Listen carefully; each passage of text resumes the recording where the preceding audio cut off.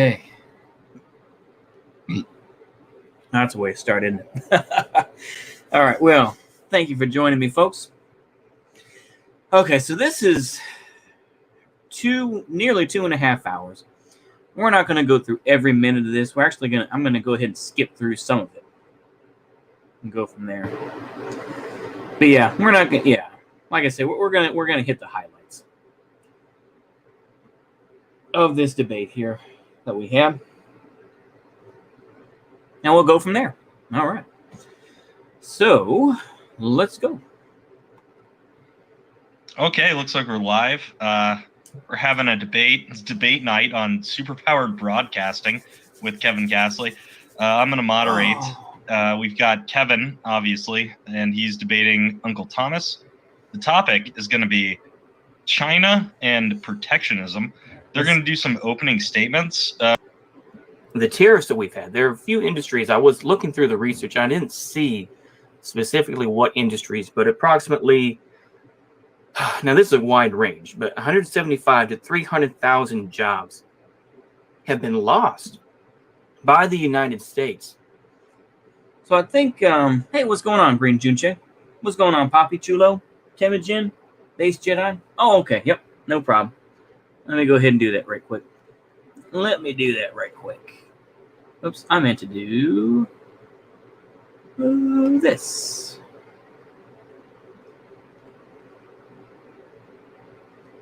And we'll do that.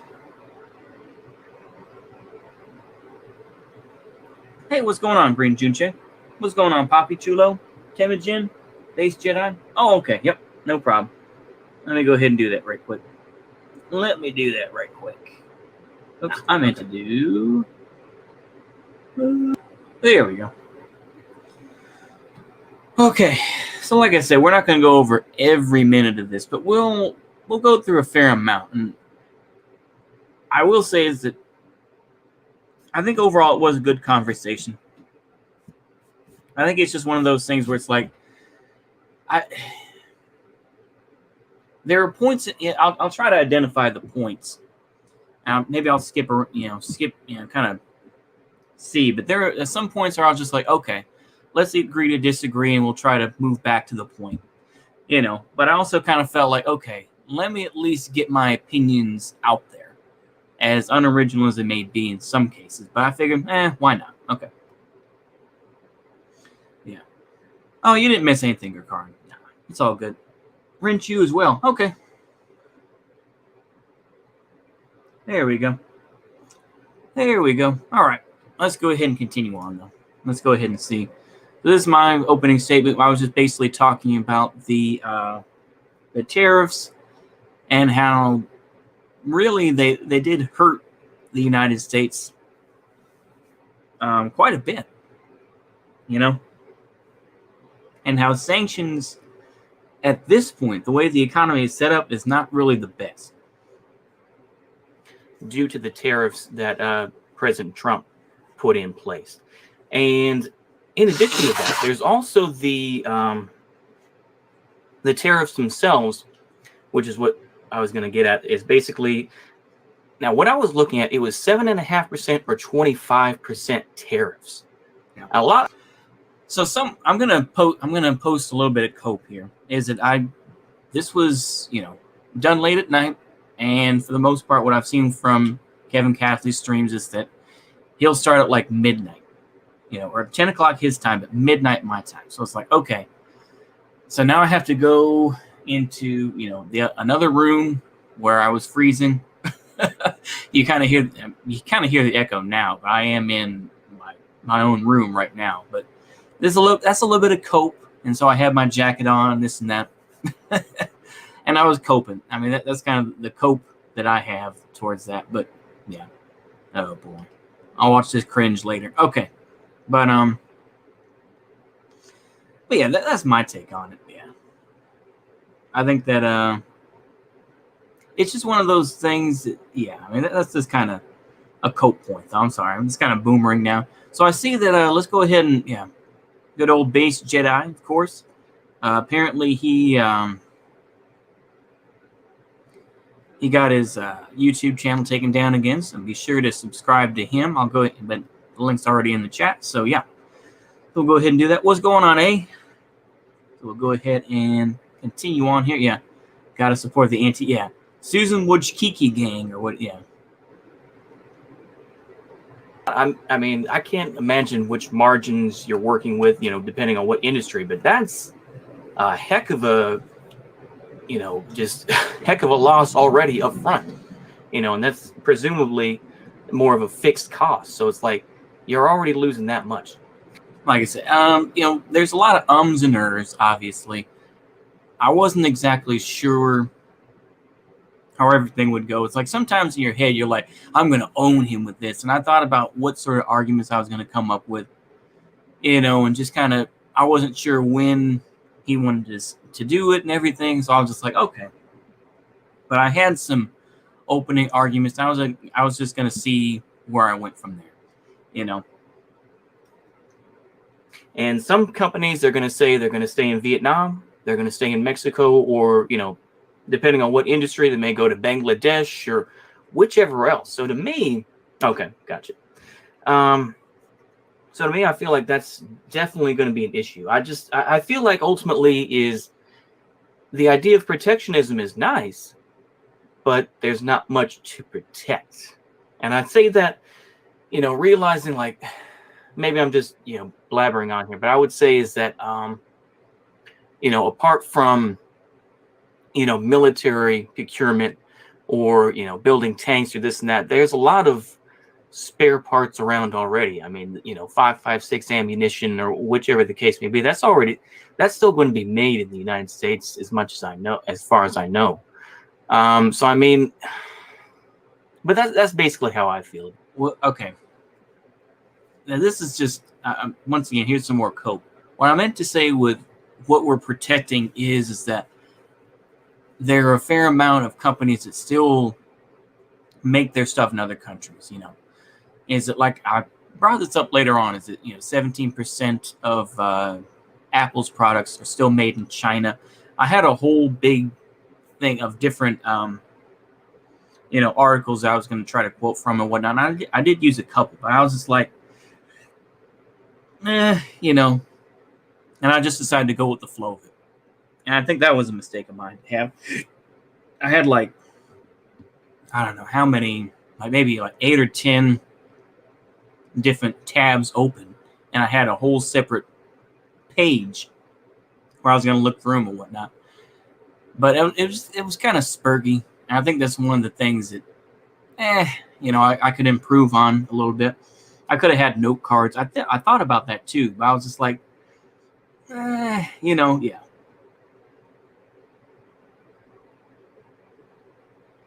Net7 was simping for Israel in the chat.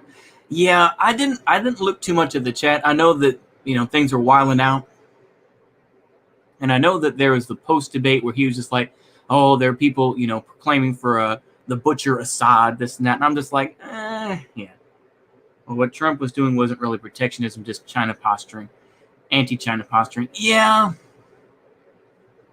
I think that's what people thought that he was doing. That's the whole thing, is that with protectionism. I think, like I say, what I tried to say in that debate, though, is that with the United States, is that there was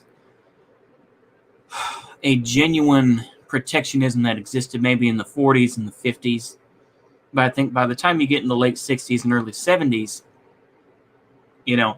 and a lot of that, of course, kind of coincides with, how unions were destroyed. A lot of that, we had that kind of slow fall down, a different, where we had more globalization and we had outsourcing, which is another point I could have talked about, like I said, but yeah. Yeah. Yeah. I watched a little bit of that post debate that they had, and, I was just apologizing for it. Like I say, I mean, I know I got a rowdy crew and whatnot that, that follows the channel, and I'm okay with that. I'm all right with that. I don't have a problem, necessarily with that. That's probably, like I say, like I was saying with him, is that, I just let y'all argue and continue on, and that's my whole thing. It's just like, we're gonna have our disagreements. Like, I know it's been a while since Skepto Manus has been in here, but he'll come in and I have to spurg out for a minute. But now I'm like, okay, all right, I've pretty much just surrendered those points. I'm like, okay, all right, and that's what you do, I guess. Yeah, pretty soon our pre-frozen fast food. Yeah, chat was magical. Yeah, pretty soon our pre-frozen fast food going to be made abroad and shipped on reefer containers. Yeah. Chat was magical. Yeah.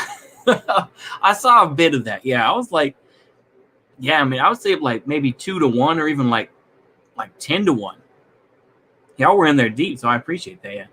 I'll link you to a video. You can find my channel through that. Oh, okay. Yeah, third world workers should seize those foreign-owned factories to produce stuff for themselves. Yeah. Oh, yeah. They should. I agree with that, Green Juche. They definitely should. And like I say, I mean, I think that there's this notion where it's just like all the wealth of the United States was built. Yeah. But yeah, I think the United States would be fine. I think that, building back the infrastructure of the United States sounds like a nice idea. And it's like that. I kind of pushed him on that a little bit, talking about, okay, well, how long would it take to rebuild these things? And also, you have to really bend the knee for these corporations to say, please come back to the U.S. And I tried to bring that up. I mean, that was my view anyway. It's like, so, and he sort of talked about that. So I was like, but because I'm the reason I brought that point up partly was because I saw Logo Daedalus, and I don't agree with everything that Logo Daedalus has on Twitter, but he was saying basically is that, yeah, corporations, have to be kind of finagled to do anything in the United States. It's like how long it takes, and ultimately politicians are ultimately just, they bend over backwards for these companies and for the big companies, obviously not the small ones that don't really have much influence. But yeah, that was kind of the take I was going with. Like I say though, you didn't miss that much, Quindy or Kindy. You didn't miss that much. I mean, Quindy, we're just going over the debate a little bit more. We just got through talking. I just got through talking about my opening statement a little bit, and now we'll hear a bit more from Kevin's point of view, and we'll go from there. Okay, but I see here that we got the 10-second mark. I think I pretty said my piece. But yeah. All right. I guess he's conceding it over to you, Kevin. Okay. Yeah. Thanks, Henry. And yeah, so my position on this is that when it comes to protectionism, I don't actually I'm not here to dispute any of the statistics. And like I said, I do want to debate. Companies owe their allegiance to their country. If corporations are people, they owe their allegiance to their country. If corporations are people, they owe their allegiance just as people. I support the state literally ending companies if they refuse to comply with state directives. I wouldn't have a problem with that. Superpower broadcasting, I wouldn't have a problem with that at all. To say that, yeah, companies owe their allegiance to their country. I would love that. The thing is, though, is that my opinion is this. I'll just be frank with you. Is that it has never completely worked that way. That's my opinion. And that's kind of the problem I had with when you were talking about when I brought up, IBM working with the Nazis, or people like Fred Koch, who worked with not only Nazi Germany, but also the Soviet Union. Same thing with Henry Ford. Henry Ford helped to create Opel, and I'm sorry. And then he helped the Soviet Union by helping to create the company. Gorky Automotive Factory, or GAZ, which is now a private company in Russia. And like I say, and I know that you said that was more of, that was something that was done during FDR's time. And like I say, we kind of, I pushed back on you like, okay, FDR had some social programs. That doesn't necessarily make him a socialist. But that's, like I say, that's just me. But yeah, I'm trying to be good faith here with this. I'm trying to be reasonable. Like I say, to a certain degree, I'll be honest. I was somewhat schizophrenic, and like I say, there's a lot of stuff that kind of pops in and pops out of my head. Okay. I'm aware it hasn't worked. It also hasn't been tried in many cases, but the U.S. didn't prohibit companies trading with the USSR after World War II. U.S. did prohibit. Excuse me. Yeah. Okay. To be honest, Henry Ford would work with anyone who had a lot of money and wealth. Yeah. Okay. That's a fair point. Like I say, it's weird that you say that because, of course, like then we can get into the issue of like Finland and the relationship between the Soviet Union and Finland. But that's like I say, I'm not Finnish, so I can't really speak to that. But I know that's another fascinating area to really get into. But yeah, but we'll go ahead and continue on here. We'll listen to Kevin's point here. That Uncle Tom's actually laid out, they are basically right about where it is. I mean that there were almost 200,000 jobs that were lost as a result of the tariffs, and that you can look at the actual tariffs in terms of their effect on the margin. I mean they're not designed to be like, oh, it's a slight tip off the profits. No, they're designed as like a really strong deterrent against conducting business with an adversary, with communist China in this case. My position on this is as follows. It's that Uncle Thomas was right in pointing out that there's a vast degree of dependency on China at this point, on their manufacturing base. And I've talked about that on this show before, where I basically point out that, I understand why it got that way during the Cold War, that you needed to balance against the USSR, and that switching it to a 2 versus 1 against Moscow was smarter than having it be a 2 versus 1 against Washington. So I give credit to Nixon for that. Where I give fault is to Clinton and those that followed after him, where we should have pulled the plug on the relationship. And that's not just true for America, that's true for the UK, true for Canada. We should have all recognized that communist China was the new enemy. And if we had done so earlier on, we wouldn't have been losing as many jobs. It still would have hurt. Whereas at this point, it's going to hurt a lot. My worry is that if we don't get off the addiction soon, it's going to hurt even more down the road.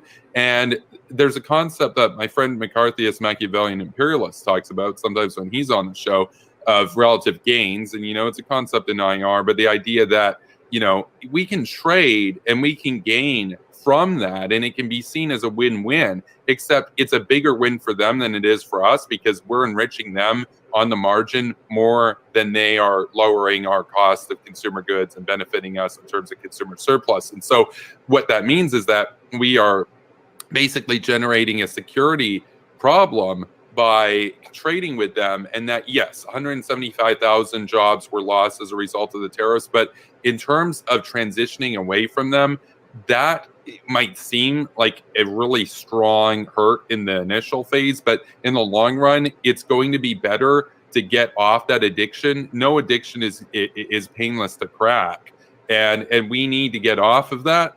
Otherwise, we're going to enrich them to the point that they will be able to field parity in terms of their nuclear arsenal, and they will go from being this passive building up force to trying to take over the world, and we will come into a third world war with them on a disadvantaged ground. And I'm not interested in that. And I think that these short-term hits are, in the long run, less painful than the consequences that we face down the road. So thank you. Okay.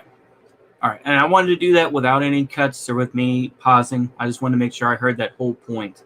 And I'm just going to kind of reflect on that again and trying to hear those points, because I want to try to make sure that I get the idea with that.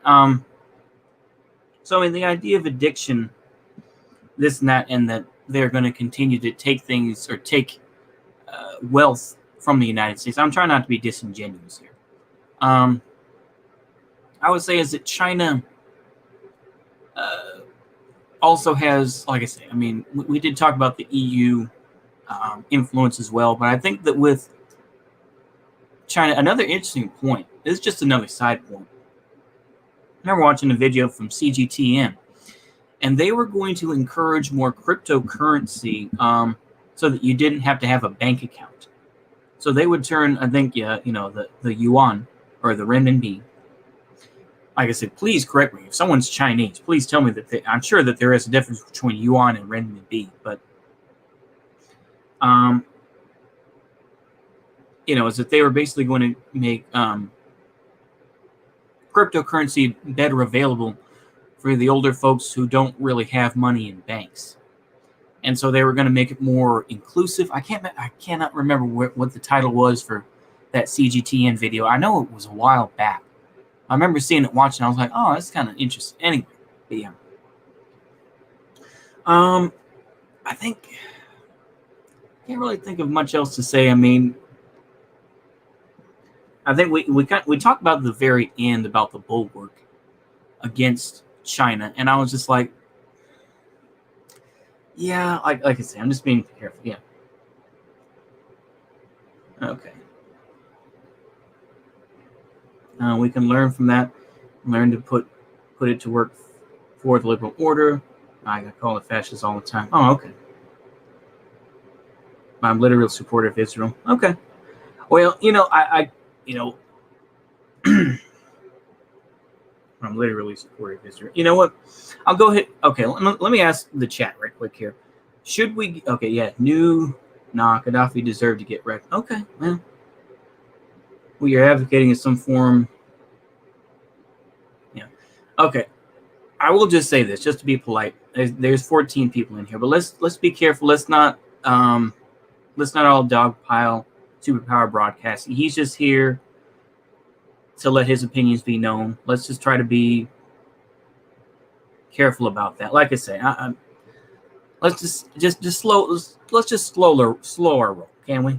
All right. Let's just try to be gentle with him. All right. We don't. Yeah.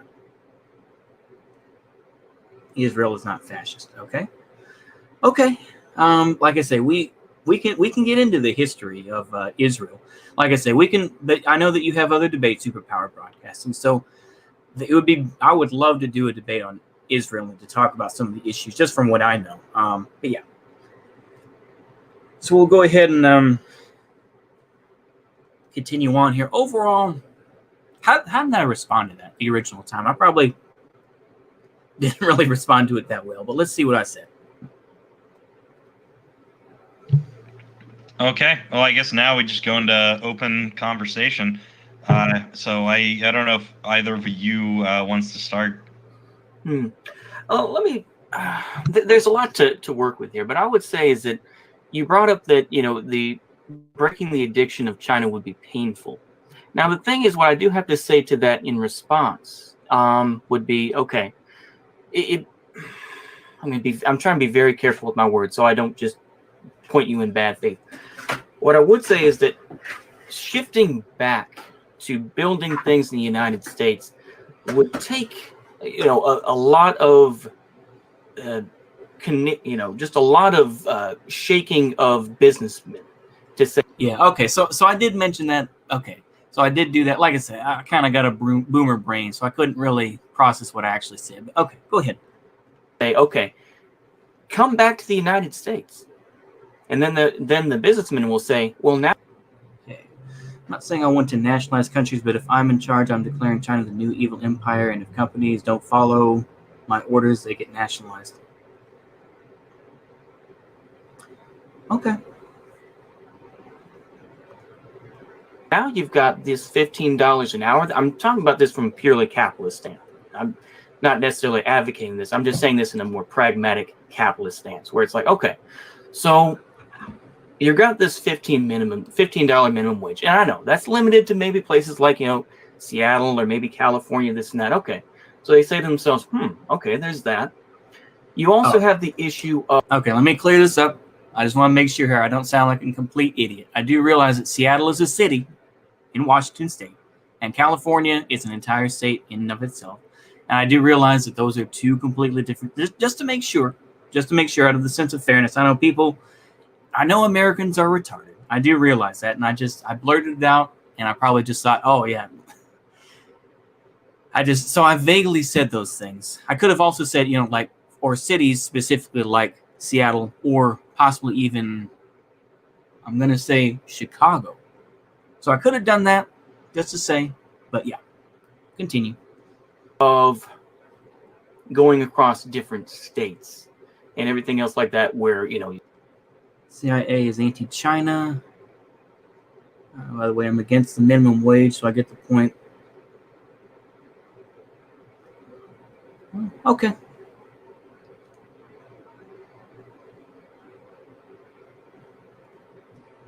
Some states are right to work, others are union. Like I say, I know that these businesses still operate. Like Apple, they still are incorporated in the United States. I double checked on this.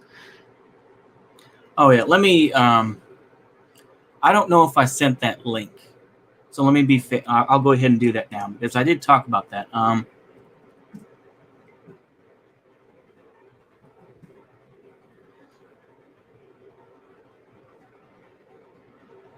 I'll do what assets.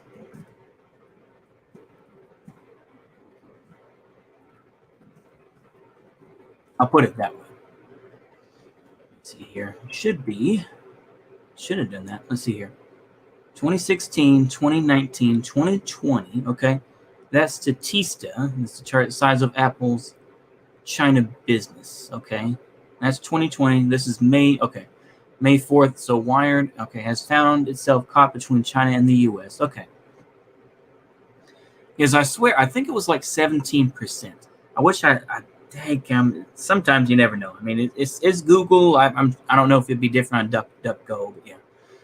Caught between China and the U.S. China is a huge market for Apple and the location of its all-important supply chain. But as trade tensions rumble on, when it could find itself caught in the middle. Okay. Dressed in a somber suit and tie, Tim Cook spent an afternoon in 2019 around a large Texan manufacturing plant. Okay. Like I say, Texas, and while I live in Texas, Texas is a fairly big place now because of all the stuff that's happening in California and throughout, arguably the West Coast. And obviously Texas, for the most part, is hot and dry, and so a lot of places are, really building up. DFW obviously is a huge place for that. Dallas, Fort Worth, huge place for that. I'll just be a boomer here for a minute, but I will mention this. On my way to, I remember, being with my parents going to, oh God, I'm trying to think. It's a Fort Worth, it's a Fort Worth suburb. Oh my goodness. See, look, I didn't just do that just so Kevin sees this. I'm not just doing this because sometimes I just cannot think of stuff. But I think that it was the oh man. Anyway, basically it was a Fort Worth suburb on the way past Texas Motor Speedway. There you go. But it was past the Texas Motor Speedway. Fort Worth, Texas. Grapevine. That's it. Okay. It just came to me. So Grapevine. It's on the way to Grapevine. And you go to Grapevine Mills Mall. And you have this JCPenney 5-star store where you could get reduced stuff from JCPenney. I got a real nice shirt I still have to this day that has holes. But anyway. And I remember that being pretty empty. There was almost nothing there. It was just this open field and everything else. And then you had Texas Motor Speedway right across, just kind of crisscross from Texas Motor Speedway. There was that little subway. And then you keep going a little bit further, and you got that little resort. You had the big hotel. I can't remember which hotel offhand. And you had and then there was Grapevine Mills. It was fairly open field, though. And then you had there was other stuff I'm leaving out, but it's I'm trying to set the scene. And now there's all this stuff being built up. So yeah, obviously Texas will be a very big place that is going to build up, and we'll see what happens with the economy. I don't know. I've gone back and forth on whether or not I'll stay in Texas, but the way it looks, I'll probably end up staying. I don't know. Anyway, I'll just say that as an off topic. Go ahead. And, they were in Delaware, or actually it was Washington and then Delaware and then switched back to Washington. But I say to myself, okay, Hyper Calvin. Is it going to be that much to still save the economy? And to me, it just seems like a little bit, we don't have, to me, you would have to turn on a dime. And I guess I would say is, what time frame do you think that would be? I'll go ahead and ask that. I know that was a long rant, but yeah, basically I'll simplify it to how long would that be to transition back to more of a. Okay. Just to make sure, though, once again, just to try to be like a parent, be nice to Superpower Broadcasting. He's just a guest. Let's be polite to him, just in case. But yeah, if Quindy, there's no problem with that. I'm glad that you guys are interacting with him. Just be polite. That's all I ask. Okay, let's go ahead and continue. 1940s style sort of, we can build what we need as a country. Okay, so once again, I will admit sometimes I do plagiarize, and I'm just saying this in kind of just a sense of honesty, just to get it out the way.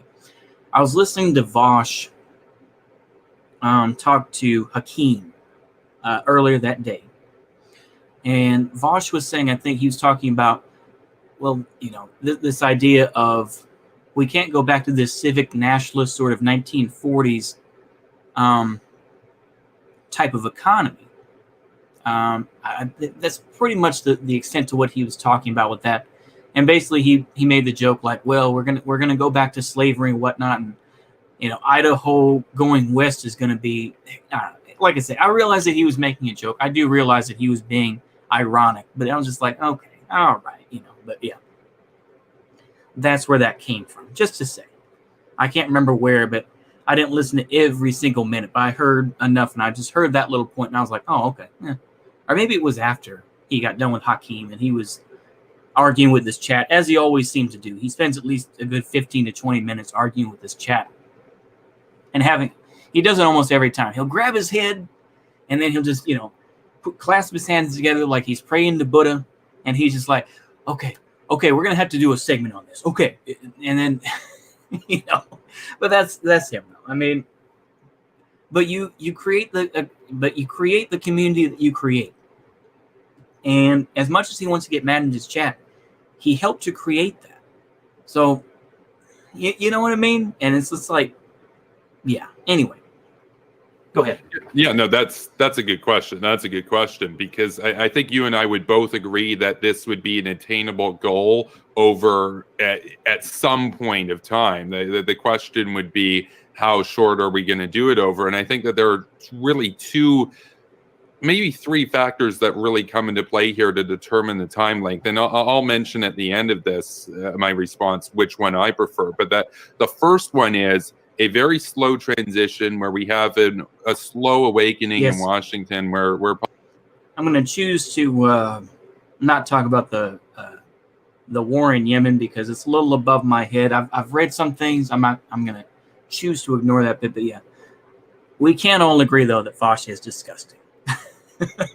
we can't agree that Vosh is disgusting. But yeah, but that's an easy point though. So let's go ahead and continue. Politicians realize, that China, they are going to be in the long run a problem, and that we need to slowly wean ourselves off of them, either by transferring everything over to manufacturing in other countries in the region, like India or Vietnam, etc., the Philippines, or bringing a lot of it back to the United States, or a combination thereof. By the way, I support a combination thereof. I think that non-essential goods that don't really have any essential medical or military value, I'm fine with those being made abroad. But essential stuff, I think the virus has demonstrated that you want to make those things at home, even if we're not talking about a Cold War situation. But the second timeline is where we have a government that comes into power that says, look, they're a very clear threat and we need to get off of them very soon, and we're going to bite a bullet and take a lot of damage right now. By the way, just to clarify, that first example I laid out, we're talking like 30 plus years. Like it's a long sort of thing. The second example, we're talking 4 to 8 years, which would be like one, kind of like tough president comes in and says, we're just going to shake down any companies and stuff, and we're going to offer, maybe a carrot approach. We'll give you subsidies to bring your stuff back here or move elsewhere in Asia, or a stick approach, or a combination thereof, where you're facing tariffs, taxes, fines, etc.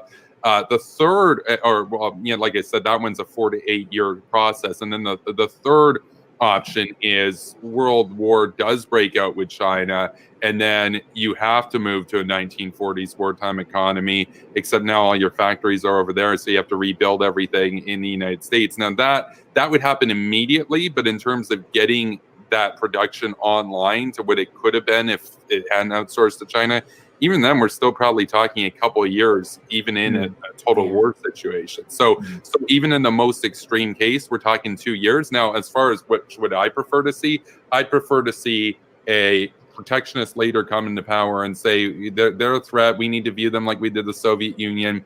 I know you guys want to make a profit, but we need to bear in mind that if you just are so greedy that you let that greed get in the way, we won't even have capitalism anymore. They'll win. And this I'm sorry, I was going to let it play to the end here, so apologies, but I do want to bring up this point. The thing is, though, is that it's weird to say, well, we need a protectionist president. And I say to myself, you don't really see that. I mean, to me, it's just like the presidency it's like, at least in the time that we have, they're just going to shift production to somewhere else. It's just like, capitalism in a way, well, there's no in a way about it. Capitalism did put us in this mess. And it's just like, while I can understand where Kevin is coming from on this, I feel like, this is why I brought up, I think I brought this up later on, but this kind of sounds like, oh, well, this is just crony capitalism. And then if we just reformed it a bit, then, and I know that, Kevin is not a libertarian. I do realize that, and I know he's in the chat right now. But it's like, that's what it sounds like. And it's just like, I don't know. Well, I'll go ahead and continue, though, from there. Go ahead. And then we'll have Chinese communism worldwide. So we need to get tough. And so I would advocate for a 4 to 8 year time. I would say is that Chinese communism is not really promoted in that same way. I think I should have pushed back on this a little bit more, but the thing is that once Deng Xiaoping's reforms came into place, and the use of these things is that we don't really see people dressed up in Mao suit or Mao suits anymore, or wearing the green fatigues with all that, with the Mao hat and all that. That everyone's wearing a nice suit, and they got their little CPC pin. The thing is that this idea that we're going to have Chinese communism. I'm going to have to say something here in Mandarin, but the Xiao Fei Hua, which is just that's nonsense or BS. It's just China is a bit is a rising country, and to me, I think I tried to bring this up before, but China has been an imperial power before. It's just, to me, is that they just had a break. And there are a lot of socialists, and I pushed back on this in another video that I heard. And it's like, was China ever a backwards nation? Because I said, while, and this is me being somewhat of a China simp or China boo maybe, but I think that it is worth pointing out, while I disagree with maybe and I say this as a Westerner, it's like, ultimately it's like, it's none of my business, but I'll say it nonetheless, where Confucianism and creating having gunpowder, having more of a civilized society comparatively to other areas, building the Great Wall of China. And like I say, maybe these are just straw man arguments, but I say that in general is that China was always a fairly strong nation, I think, and there was a strong identity, that got built in time, I should say. So there were plenty of minorities, this and that, but in general, so China was always a strong nation. It's just they had a bit of a hiccup after the fall of the Qing dynasty. I think I tried to bring that up. I want to reiterate it here. And once 1911 occurred up through 1949, past that point, then China was on the road to not being perfect. I do want to point that out. It wasn't perfect, but after 1949, they were able to reconnect and everything else. I know that there are folks who will praise Mao Zedong, for example, with doctors going out into the countryside. And that was, the country doctor, which is something that, was considered a very big success. And of course, like I said, we can agree to disagree about it, but I'm just saying is that that's just how I see it. But let me see what we got here. I'm on it. How do you know?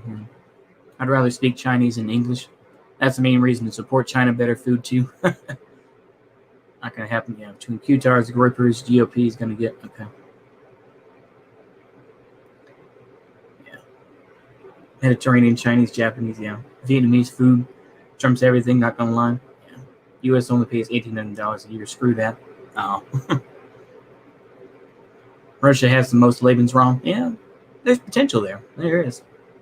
You also try Peruvian food, really good. All right, let's go ahead and continue on here. Timeline, but I can predict you're probably going to say that that's extreme and that a lot of jobs would be caught up in that, right? So, but I'll let you give your response. So. Okay. I guess my next point would be this: is there's a lot of debate about whether, and this is something that gone on in the left, is China still socialist or even communist? That's the real question that a lot of people have, because like I say, I'm kind of reiterating the points I already made. Like I say, maybe I need to do more research and try to get a better idea on things. But yeah, go ahead and continue. The thing is, they've had a lot of reforms. A lot of people will say, well, they have billionaires. And that's true. I mean, look at Huawei and all this business. So, I mean, the thing is oh, yeah. Oh, sorry. I was going to say this as a side note, is apparently Jack Ma has been missing for 2 months. And let me make sure here to verify that about Jack Ma. Yeah, Jack Ma, like other controversial businessmen, disappeared. Yeah, is lying low for the time being, but not missing. Oh, because the thing is, I mean, Jack Ma was a fairly big guy. I mean, I remember seeing a clip of him fighting with. He was doing like a big bit, between, showing Chinese martial arts, and he had Donnie Yen. Donnie Yen, of course, who was more famous nowadays for being Ip Man, and so Jack Ma was doing some Wing Chun with Ip Man, or with Donnie Yen playing Ip Man. And of course, Wing Chun is a style that comes from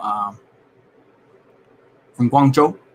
Comes more specifically from trying to think of the big city in Guangzhou, the province. Oh my goodness, I cannot think of it for the life of me.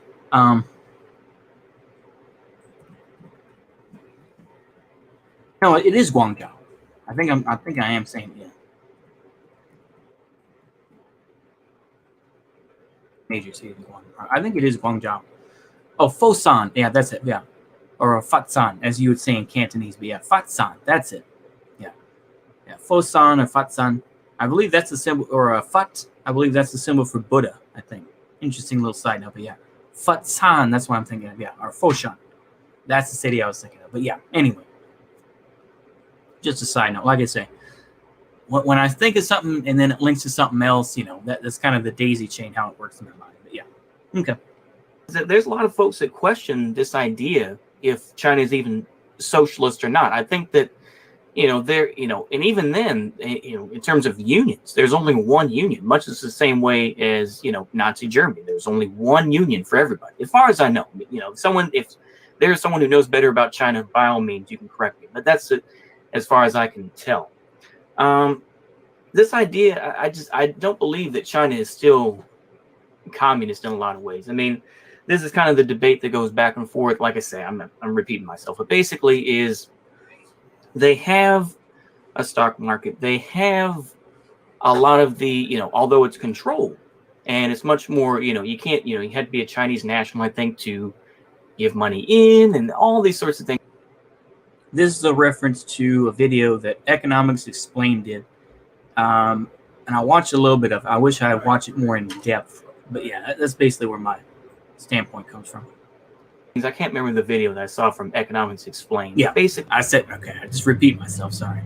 See, there's not much going on up here. There's not much going on in my head, but go ahead. I don't really get this idea. It's like, under the reforms of Deng Xiaoping, a lot of... I'm just repeating myself. Go ahead. A lot of folks are mad about that. And of course, then you can get into the Uyghur issue and all that. That's more of a delicate sort of feature. I'm not going to really get into, I don't really want to touch that. What I would say, though, is I just don't believe that they are fully communist at all, or even socialist. I think in some ways, as they say, it's socialism with Chinese characteristics. And so, yeah. The thing is that also, I mean, if you want to agree with people like Vosh, and I think that even some Marxists, even if a more Marxist persuasion, people of that persuasion, communism is a classless, stateless, cashless society. China still has borders. It still has money. It's So I mean, there's that line, but I think that Lenin, talked more about this, the difference between socialism and communism. And of course, like I say, there's all sorts of debate about, here's what Marx said, here's what Lenin said, here's what Engels said, here's what Stalin said, or socialism in one country, and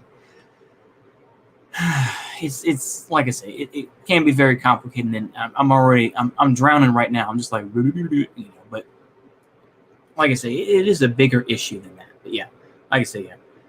The USA should launch 80 to 160 nuclear warheads at North Korea today. Oh, Lord have mercy. Oh, boy. You went to nuke my allies. I went to nuke your allies. Oh, okay. Okay. Let's go ahead and continue on. So, yeah.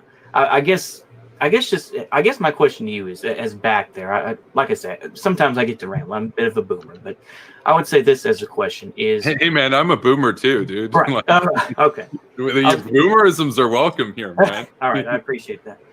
I was going to say is, okay, my question would be is, how would you give me, I'll try to make it simple, 3 points that you would say that China is still socialist, I guess. Go ahead.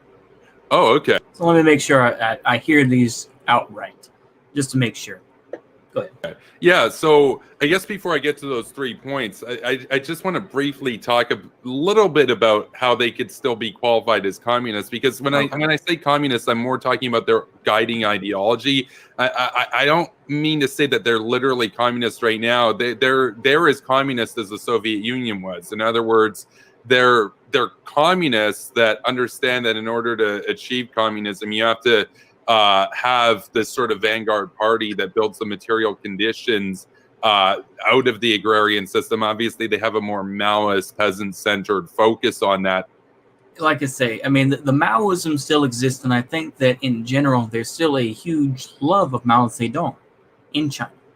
I think the party itself is a little bit more different about that. Oh, okay. But yeah, like I say, I didn't really, like I said, I think this is one of those points where I decided, okay, let's just agree. We'll agree to disagree here. I think that's what I said here, because I wasn't really prepared necessarily as well as I should have been for that point. But yeah, let's go ahead.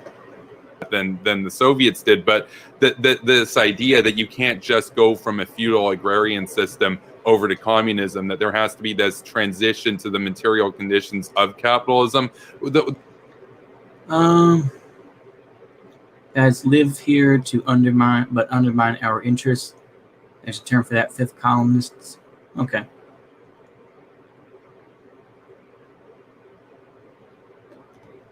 The reason why they're ultimately communist, though, is for the same reason that Lenin was communist, even though Lenin implemented the new economic plan, when the NEP, but back in the early 1920s, where he basically looked at the situation and said, look, we need to, and by the way, just for everybody who's tuning in right now, I'm not a communist or anything. I'm just kind of outlaying like their sort of perspective as I see it. He basically said, look, we are in an agrarian backwater. We need to set up the material conditions to assist socialism. So we're going to have kind of a laissez-faire approach to things. Even Lenin did this. And so where I see China is like a longer term institution of what the NEP was in Russia. The NEP was a lot shorter lived in Russia, and Stalin put an end to it. China was a little bit different. They went really well. Now, see, there was the NEP, but there was also what's called barracks communism. And as far as I know, that's much more. This is part of the reason why the anarchists rebelled, because they said that this is kind of, it's like you're forcing people to work all these hours and everything else like that, these long hours. And anarchists, that's why they rebelled in Kronstadt. Part of the reason, as far as I know. And then, of course, Trotsky came in and, shot them and everything else. And that's where you had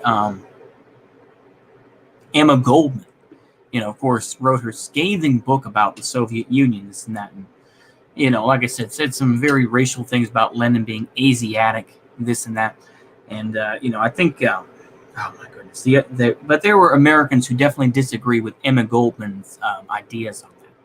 I think she wrote 2 books on the Soviet Union and talked about, the corruption and everything else.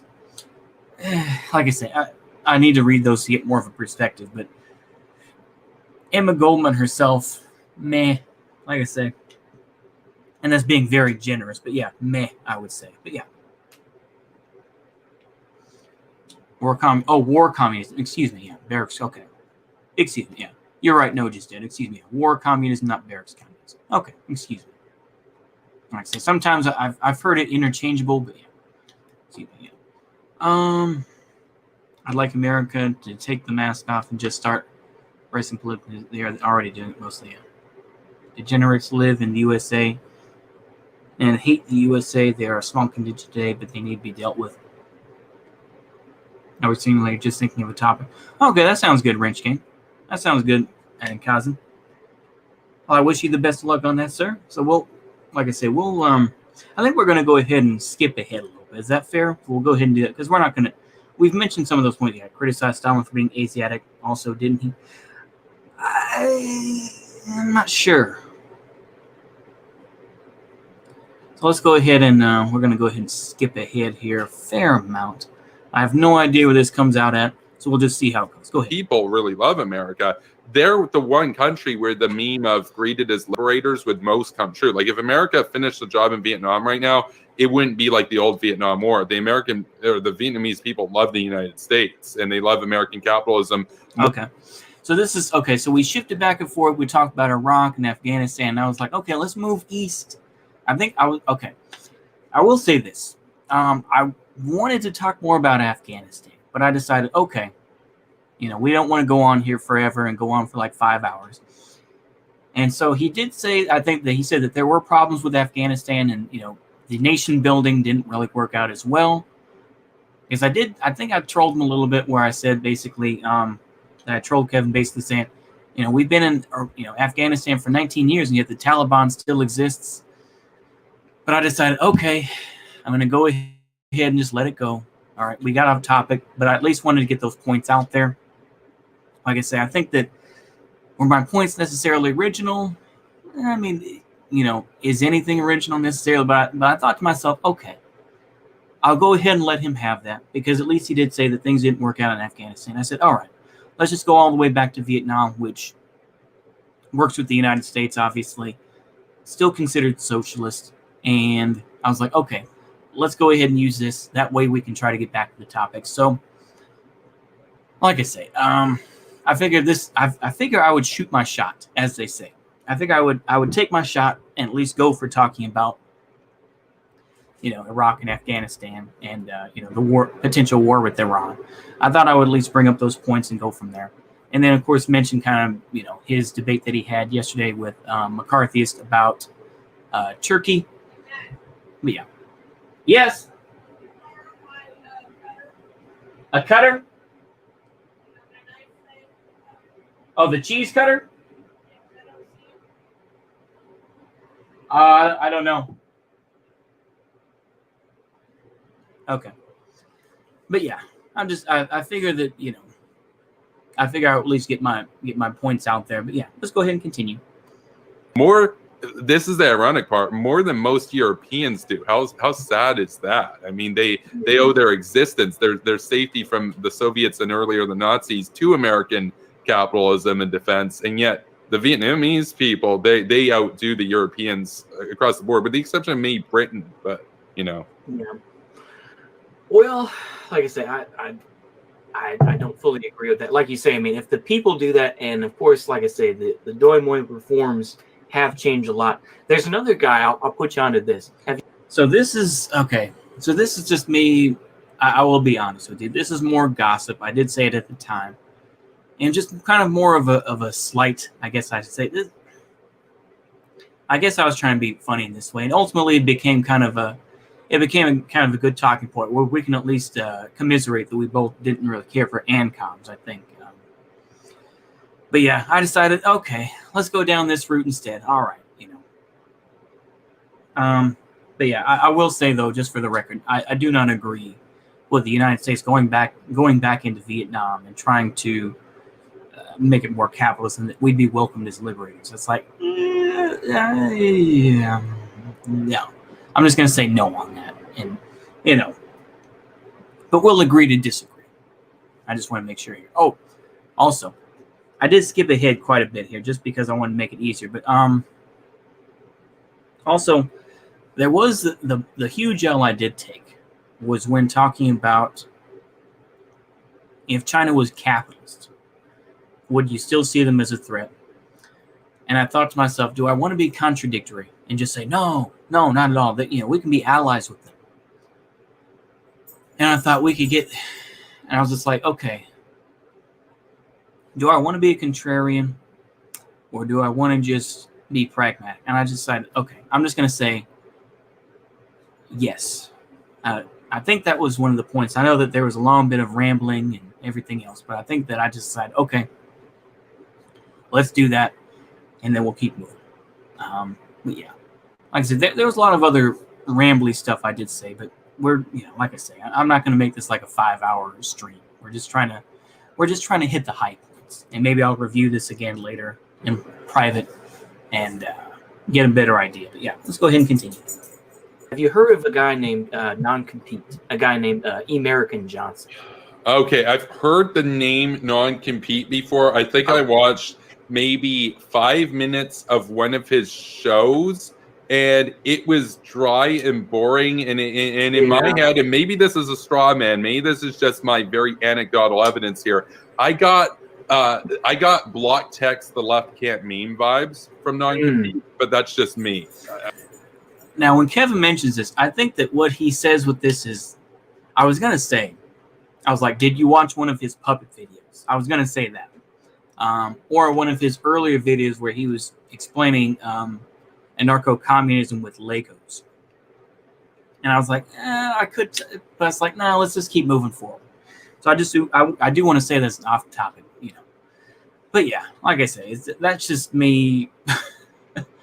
I was just playing gossip, which probably isn't the best thing. But yeah. Anyway, go ahead. Okay.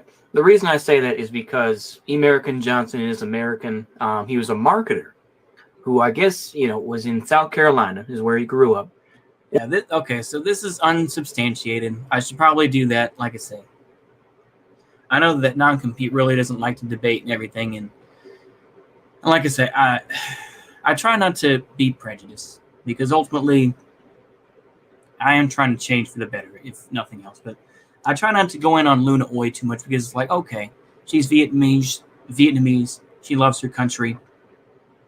She still calls herself a Marxist-Leninist. I try not to get at her. That's fine. But to me, this American Johnson, there's still something about me where I'm just like,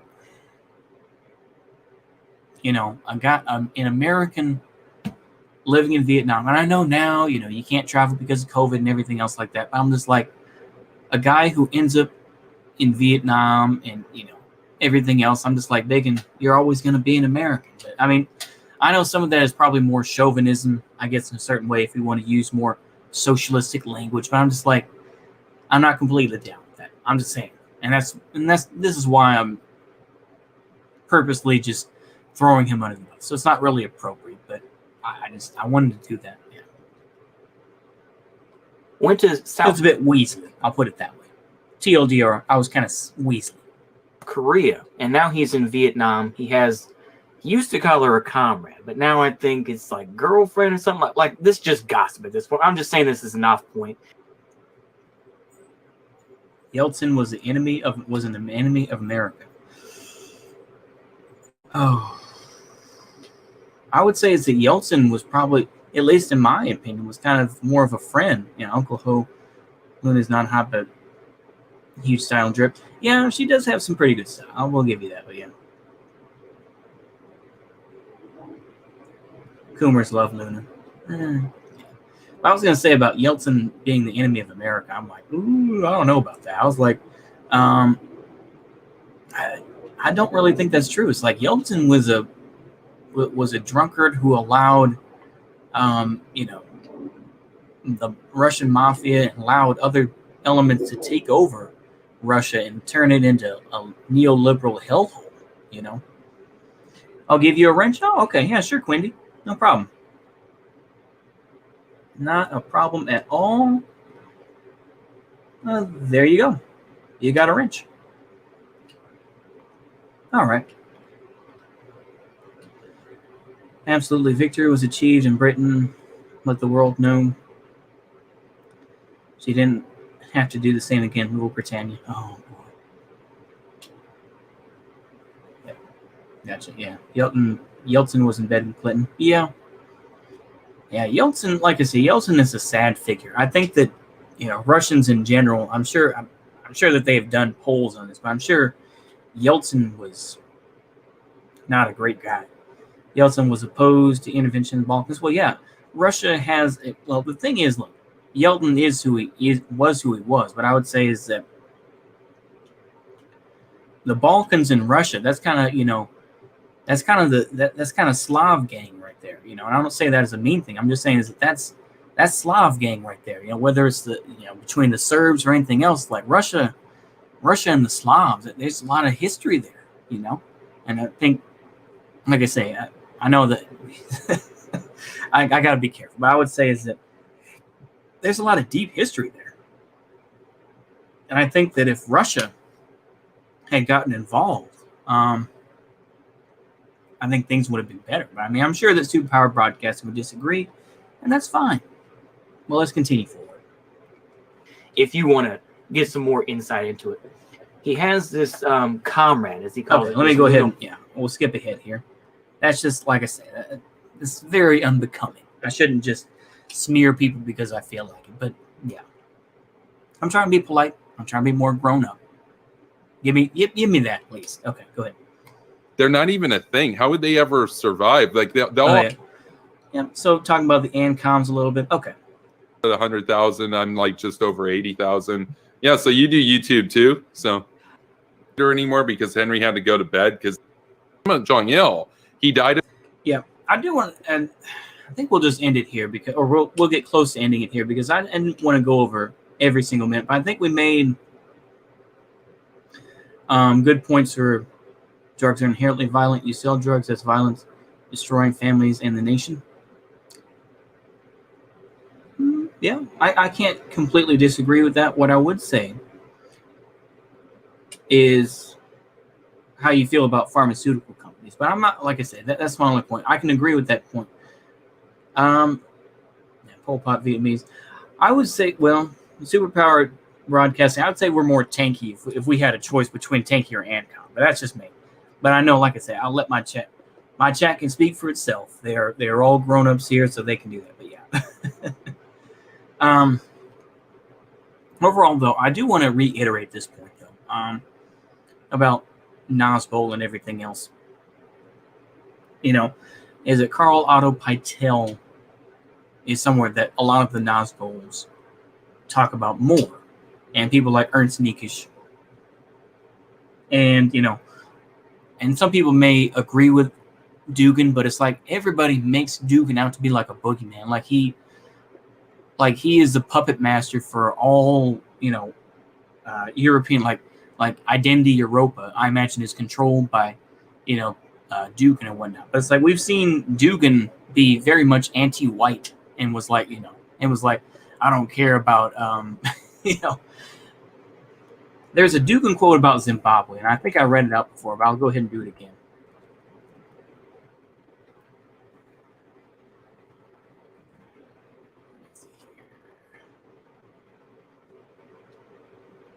Let's see here. I think there's one. Yeah.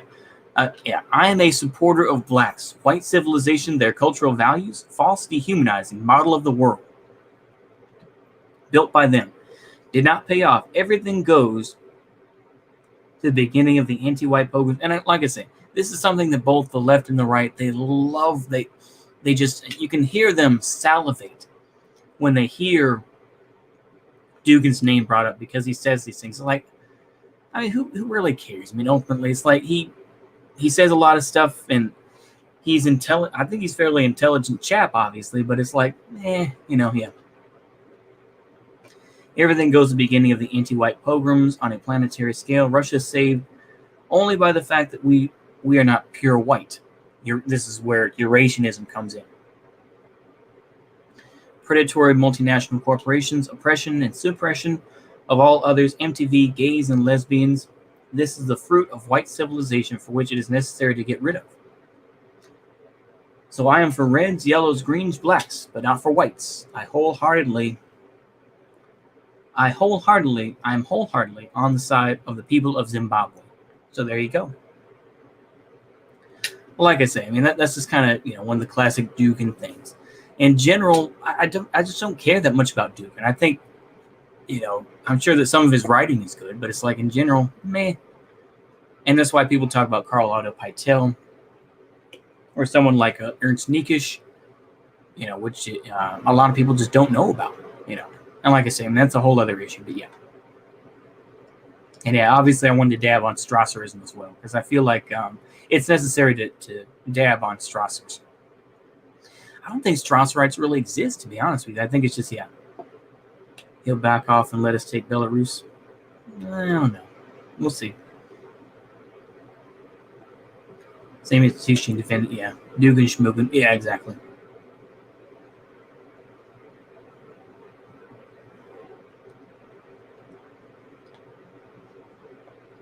Okay.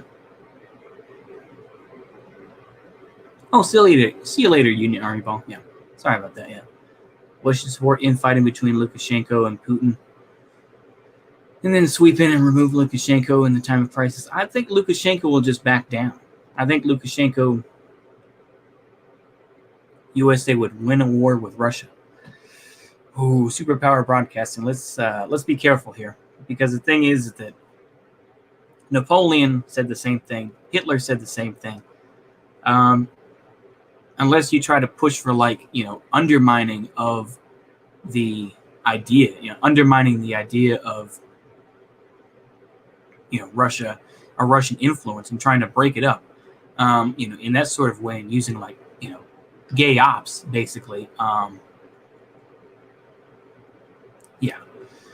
I mean, that's the only way, really. But an actual invasion, no, that's not going to happen. But yeah, Poland is based. Yeah. And I know you did mention quite a bit, Superpower Broadcasting, about Gene Kirkpatrick. I'm going to have to look into this a little bit more here, but yeah. Former U.S. ambassador to the United Nations. Oh, okay. Duncan, Oklahoma, really? Huh. Inoki, huh? Inoki from Muskogee. Not really from Muskogee, but yeah, Duncan. So we'll take a look at that. I'll take a look at that later. Yeah. Gotta go out, huh? You need to see, that's for the cats. Huh? You need to see if you have my cutter. Your cutter? What cutter is The that? black one you borrow all the time? Oh. Because I can't find it and it's in a small place. Oh. Okay, well, I'm sorry. Let's see what I can do. Yeah. Or I'll give you one of mine. No, I want that one. All right. Okay. Kiki! He's not wanting to go. All right. I'll see if I can find your cutter. Yeah. The West should fund rebels in Chechnya. Oh, boy. Dude, Lord have mercy. Lord have mercy.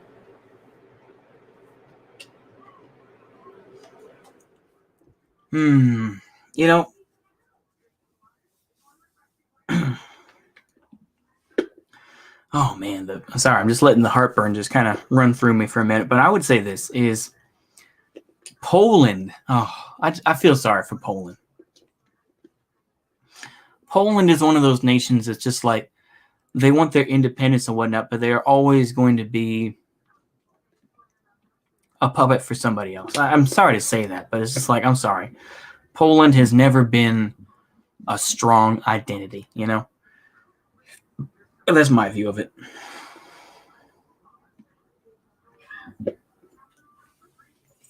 I don't know, but I would say, there are no gays here, and if they are, they should go to Canada.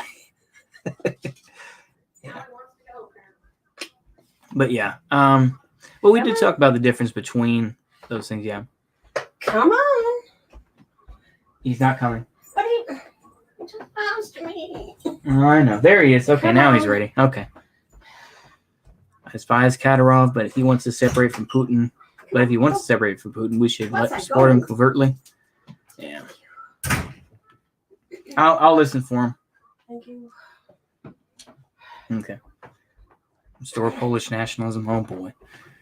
It's funny to me that you've talked about that you're an atheist, but also support Polish nationalism. I find that very interesting. Of course, I mean, Polish nationalism is kind of based around Catholicism, but like I say, I mean, I understand. I think I can understand your point of view, and I brought this up at the end as well, as that, this is the geopolitical game, right? And geopolitics is very important, and it depends on what sort of structure you have around it. Do I agree? Not really, but I think that we can agree to disagree, I think. But yeah, yeah. But yeah, I feel like I guess the garbage finally got picked up today, so that's good too. Yep. We had a carryover. But yeah, I feel like yeah. Overall, like I say, there were mistakes that were made in the debate, but overall it was very cordial. Like I say, I've had my times where I really spurg out and really go off on a tangent, I think sometimes. But I think in general, I can have reasonable conversations with people. But yeah. If I was going to die in 5 minutes, I convert to Christianity. Okay. Okay. Just go ahead and talk amongst yourselves just for a moment. There we go. Okay. I found it. You found them? Yeah. All right. I was about to say, it's like I usually give them right back to you. Yeah, it slid back. Sorry. Oh, okay. All right. Well, that's good. I'm glad you found them. Yeah. Oh, okay. Okay. So you have no. Okay. I think that, well, I was gonna say, I'm looking at a book on my bookshelf here about oh my goodness, I can't even think of his name. János Kadar. That's it.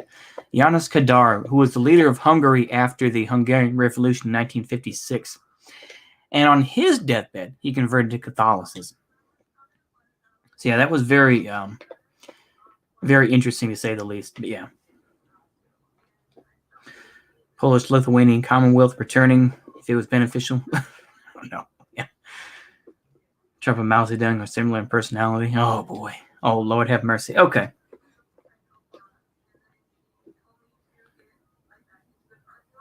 They're both NATO. Yeah. They're both populist drama queens. Yeah. I don't really have too much else to say about the debate, though, to be honest with you. I think that, like I say, I tried to agree to disagree. And I could have really gone in on some points, but I decided I was like, let's get through to the end here and try to find a point. But yeah. Commonwealth can make it harder for Putin to take Lithuania, though. Tries to be right. Yeah, that's a good point, though. I'm glad you say that. Yeah, that was a very good point where my audience agreed. Where you said that, yeah, you were against Trotsky, and you said the Ice Pick Gang was, yeah. So yeah,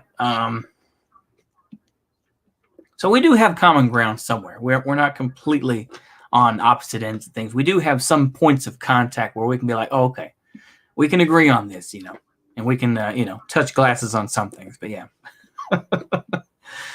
Yeah, like I said, I try to be a reasonable guy. I do have my times where I'm just like a bit spurgy, a bit, just kind of stubborn in my ways. But yeah. Yeah. Like I say, I mean, why do we have to invade everything? Why don't we work with other nations to construct a better world based on construction? Yeah. Let's see here. Please, no, don't bring back the abortion that was in Poland, Lithuania, It was a landlord-infested place. Oh, really? Okay. Malenkov became a reader and choir singer for the Orthodox Church. Oh, really? Huh. I think I'm going to watch Peter Coffin. Oh, okay. I'll see you later, Quindy. Yep. No problem. Enjoy the Peter Coffin. It's been a while since I've seen him. He's got a new video out, huh? Let me see that right quick. Am I still subscribed to Peter Coffin? Or I just get tired of his BS. Because I could have just gotten tired of his BS, which is very possible. Let me check right quick. In general, I don't agree with Peter Coffin. I just think he's a grifter of the... Oh, okay. Oh, Zoom fatigue. Oh, nah. I don't really care about Peter Coffin, to be honest with you. I just think he's boring, to be honest with you. He's, he's very taxing. It's just... I get it. He kind of repeats the same points over and over. But yeah, no. Okay. I forgot how cringe Peter Coffin is. Yeah. He used to be anti-SJW too and he dresses like a bear or something like that. I'm like, kicked himself in the nuts. No. Like I said, I know that Peter Coffin has made this switch and is kind of anti-bread tube and people kind of like him, but I'm sorry. He's still cringe. I'm sorry. I'm just going to tell you.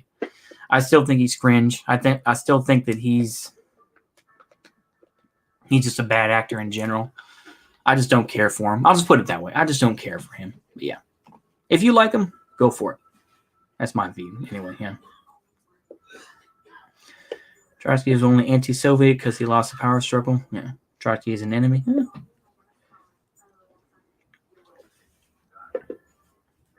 They have a lot of extra-international commie Trotskyists, yeah. Whole permanent revolution and endless wars of neoconservatism. Yeah. Yeah, that's true. I get, yeah. I don't know, is there that much else to say, though? I really don't think there is, to be honest with you. I think I covered pretty much most of what I felt like weren't brilliant points. But yeah, absolutely. I know that if Superpower Broadcasting is still in the chat, when you get done with this series of debates and whatnot, and we want to have a discussion about Israel, absolutely. The only thing I'd really ask, and this is just a more whiny cope point, but just not to have it at like midnight, because I get kind of sleepy and everything else like that, But yeah, that's my only real point. But yeah, other than that, I'd be fine with it. And yeah, that's all I have to say about that, really. Yeah, I don't know. Is there anything else I need to mention? I don't know. And anyone who supports the war as a communist is laughable. Okay. Someone was fine with coexistence with the West. Yeah. Yeah, neoconservatism was the redacted pivot. Oh, we're never done with debates. Oh, okay. Well, that sounds good, Superpower Broadcasting. Okay. It's always good to say. Yeah, like I say, funny enough, Trotskyism is quite accelerationist. Yeah, that's true. I worked at 10 p.m. Oh, okay. Well, that's fair then. That's fair, Superpower Broadcasting. Yeah. That makes sense. Not a problem. It's all good, though. Like I say, that's really all I have to say. I just feel obliged to keep going because y'all are having... I work 12 hours a day is a lot. Oh, man. That's got to be rough. I've had those days. I've had those times. I remember I worked at a temp job, and they work 12-hour shifts. Mind you, it wasn't that hard work necessarily. It was just we were just cleaning up cornstarch from a bag room. But yeah, I've had those days. Believe me, I have. And knock on wood. I hope I don't have to do that same type of work again. But yeah, I'm just saying I can commiserate definitely. And it can be rough, I can tell you that. But yeah. Yeah, let's look at this Gene Kirkpatrick, though. Let's look at that while we're talking about, let's see here. But from Duncan, Oklahoma, that's fascinating to me. Ardent anti-communist, longtime Democrat, became neoconservative, switched to the Republican Party in 1985, served as Reagan's foreign minister, foreign policy advisor, excuse me. Kirkpatrick Doctrine, supporting authoritarian regimes around the world if they went along with Washington's aims.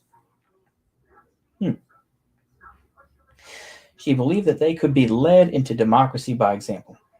She wrote, traditional authoritarian governments are less repressive than revolutionary autocracies. She sympathized with the Argentine government during the Falklands War. Really? So that's odd. Sympathized with the Argentine government during the Falklands War. Like I say, I mean, Argentinians still to this day cannot stand the Brits. I remember I used to watch Top Gear, the one with Jeremy Clarkson, and he was making a joke. And yeah, there were a lot of Argentinian nationalists who were following them, and they were just, Jeremy Clarkson was like, ooh, boy, that's a little, he was like, okay, let's back down a little bit. Yeah. But yeah, I'm just saying that's a very interesting point. Also, it's interesting too that I believe Menachem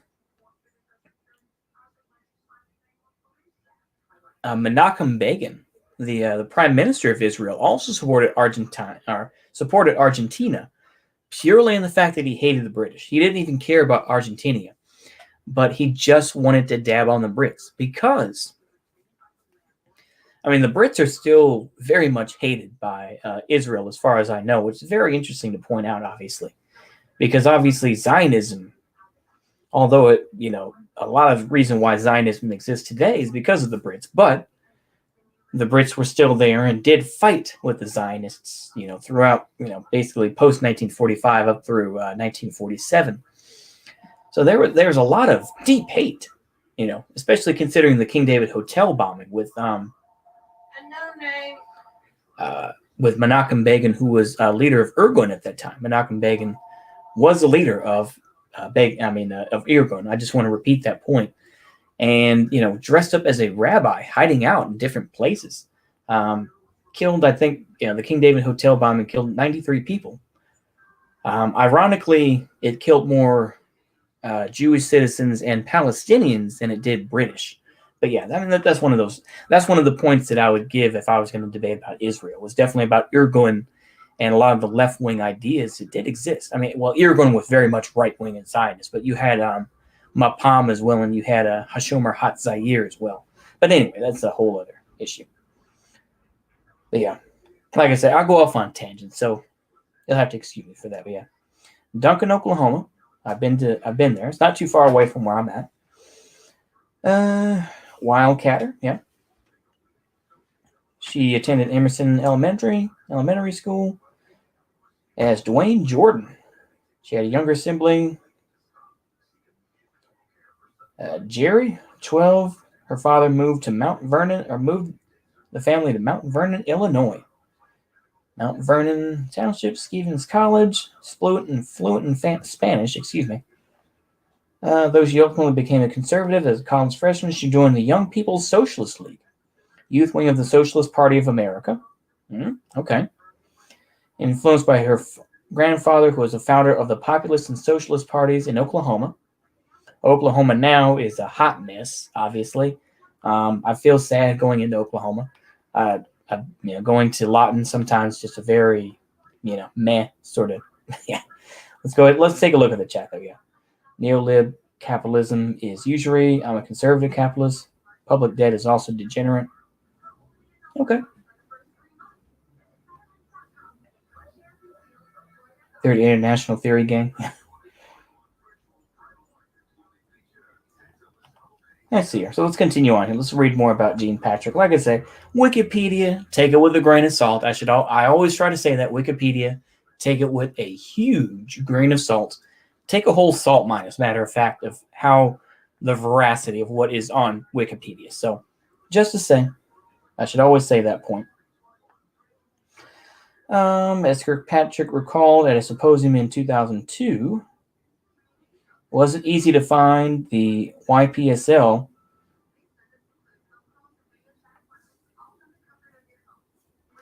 in Columbia, Missouri, But yeah, I had to read about it, and I wanted to be one.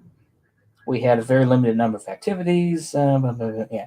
Eventually, I regret to say the YPSL chapter, after much discussion, many debates, and some downright quarrels, broke up over the socialist picnic.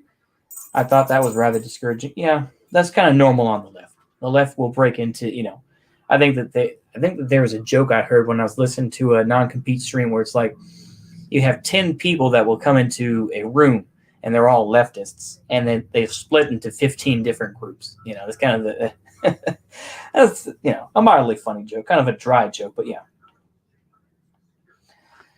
She joined the faculty of Georgetown University and became a full professor of government and active in politics as a Democrat. Okay.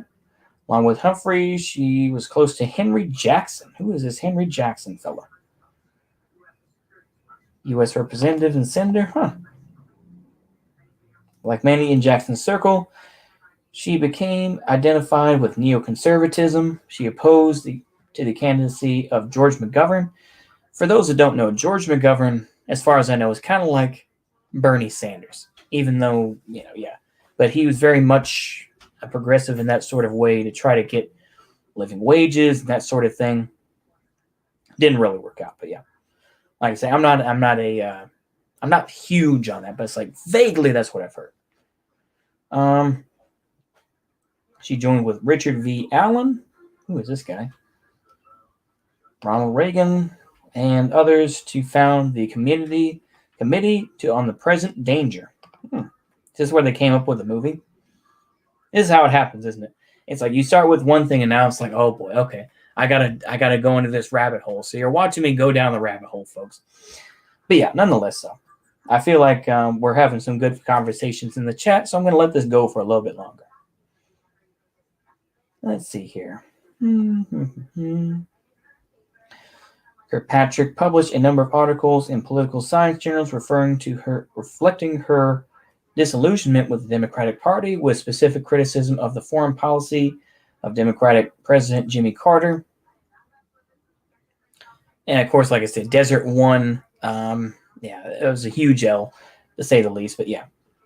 In that piece, Kirkpatrick mentioned what she saw as a difference between authoritarian regimes and totalitarian regimes such as the Soviet Union. Sometimes it was necessary to work with authoritarian regimes if it suited American purposes. Okay. No idea holds greater sway in the mind of educated Americans than the belief that it is possible to democratize governments anytime and anywhere under any circumstances. Okay. Decades, if not centuries, are normally required for people to acquire the necessary disciplines and habits. In Britain, the road to democratic government took 7 centuries. Okay.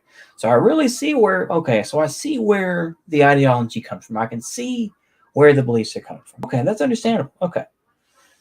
Like I say, I don't agree with it, but yeah. Okay.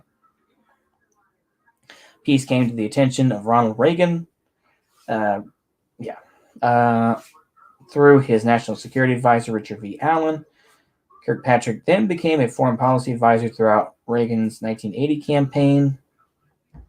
The Economist, oh boy, The Economist. What a rag The Economist is in general, I'm just going to say. It may have some points here and there, but overall, it's just such a mouthpiece anyway. I just don't agree with it. Yeah.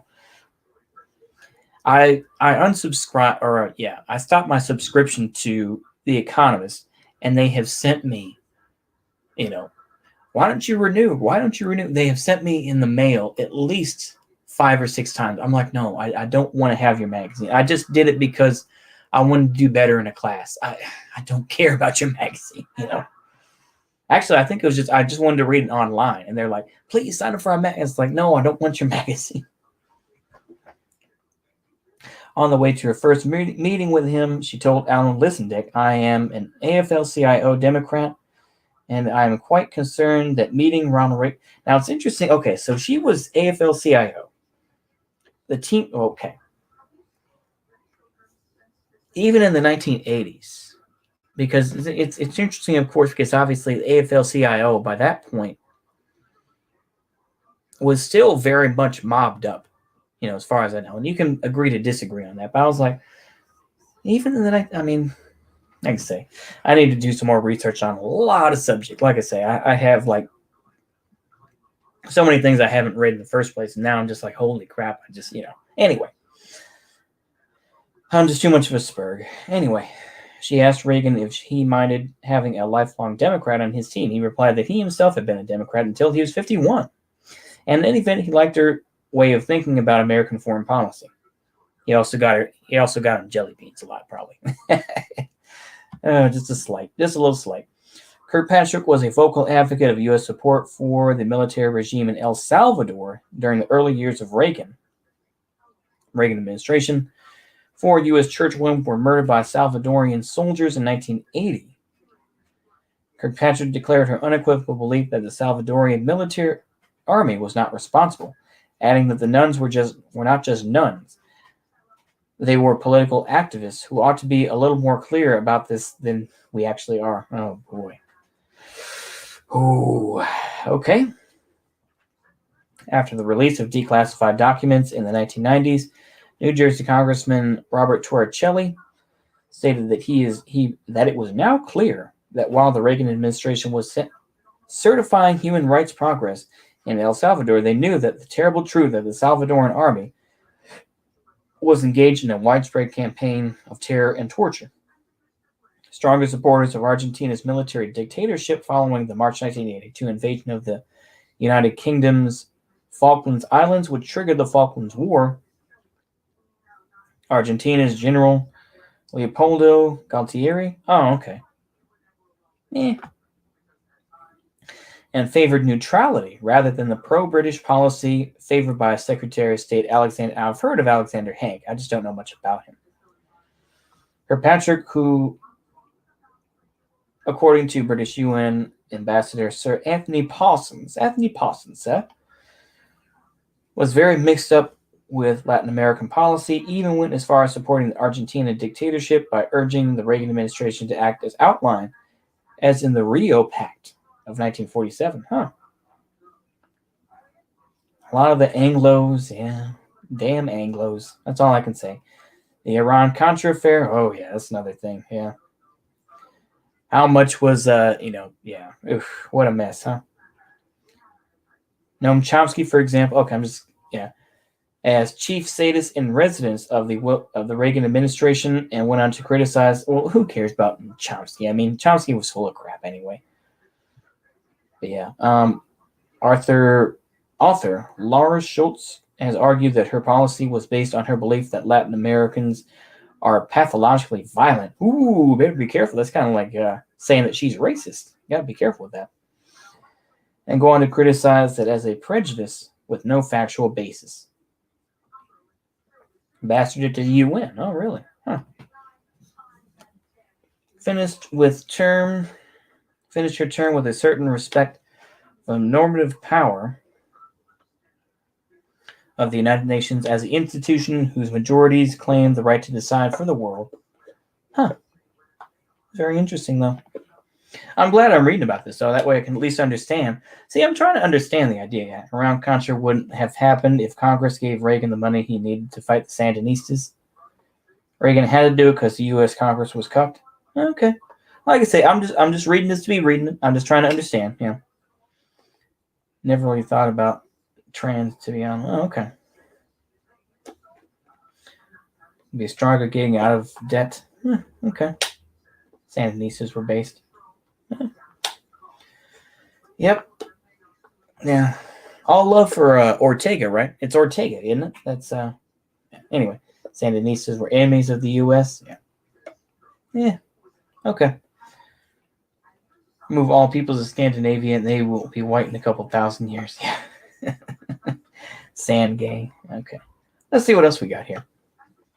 Kirkpatrick was a board member of the American Foundation for Resistance International. I had no idea, though, that we supported the Argentinians against the Anglos. I mean, it's kind of interesting little point, but yeah.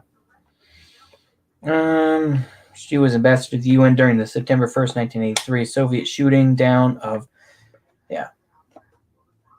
it carried 269 passengers, including a sitting congressman, Larry McDonald.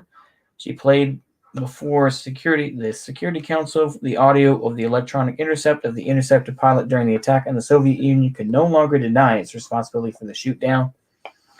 Kirkpatrick was a board member of the American Foundation for Resistance International and National Council to support the democracy movements intended to help bring down Soviet and East European communism.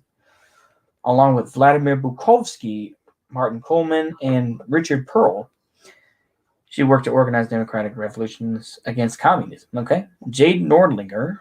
I've heard this name too. The conservative. Interesting.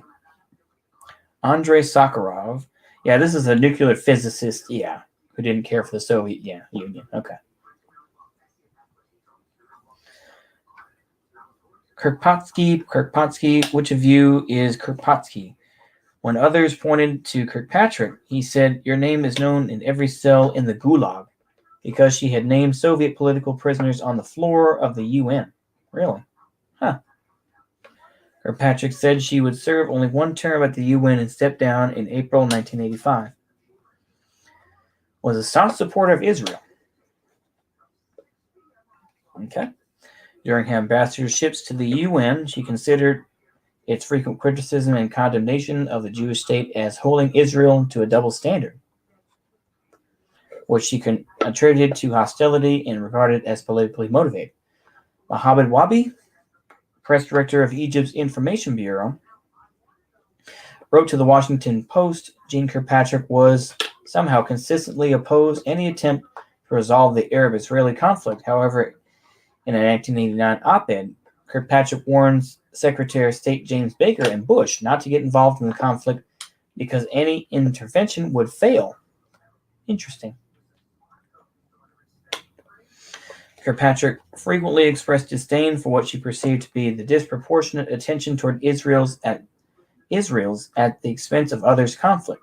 Despite this, during her tenure as UN ambassador, she supported several resolutions condemning Israel. ADL President Abraham Foxman issued a press release upon her death. She will be fondly remembered for her unwavering and valiant support of the state of Israel and her unequivocal opposition to anti-Semitism, especially during her tenure at the United Nations. She was always a true friend of the Jewish people. Oof. So once again, I think I will, just to make myself clear, and I do have to say it from a more lefty position. Just because you're Israeli does not mean, Israel does not speak for all Jewish people. Let's just make sure on that. They do not. And I think that should be known. And there are plenty in some of those virulent anti-Semitic people would probably be self-hating Jews, So I think that should be well known. But just to say for the record, authoritarian regimes really typically don't have complete command economies. Authoritarian regimes typically have some kind of traditional economy with some private ownership. The Nazi regime left ownership in private hands, but the state assumed control of the economy. Control was separated from ownership, and it was really a command economy because it was controlled by the state. A command economy is an attribute of a totalitarian state. Okay. Now, I would disagree with that because there's this thing called Amazon that is a command economy, and same thing with Walmart, which does act kind of as a command economy. But like I said, just for the record, so we'll go ahead and click off that. Sorry. What's this video here? Oh, okay. Yeah. Nuclear winter is a coming meme. Yeah. Unruism. Yeah. People can hate America, but America shouldn't care. Imagine caring what your enemies think. That you change your position. Yeah. Okay, yeah. Let's see here. Explaining her disillusionment with international organizations, especially the United Nations, she stated, "As I watch the behavior of the nations of the UN, including our own, I find no reasonable ground to expect any of those governments to transcend permanently their own national interests for those of another country. I conclude that is a fundamental mistake to think that salvation, justice, or virtue come through merely human institutions. Democracy not only requires equality, but also an unshakable conviction in the value of each person, who is then equal. Cross-cultural experience teaches us not simply that people have different beliefs, but that people seek meaning and understand themselves in some sense as members of a cosmos ruled by God. Interesting. Socialism. As I read the utopian socialists, the scientific socialists, the German social democrats, and revolutionary socialists, whenever I could, in either English or French, I came to the conclusion, I don't know how to read anymore, that almost all of them, including my grandfather, were engaged in an effort to change human nature. The more I thought about it, the more I thought that this was not likely to be a successful effort. So I turned my attention more and more to a political philosophy and less to socialist activism of any kind. I guess that's kind of like what what's his name Sowell went through.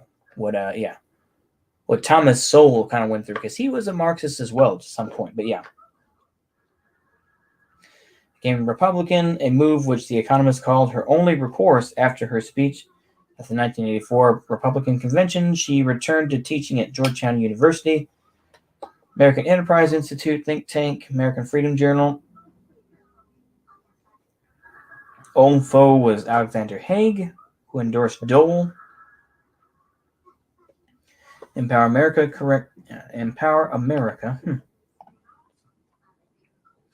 She called on Congress to issue a formal declaration of war against the entire fundamentalist Islamist terrorist network.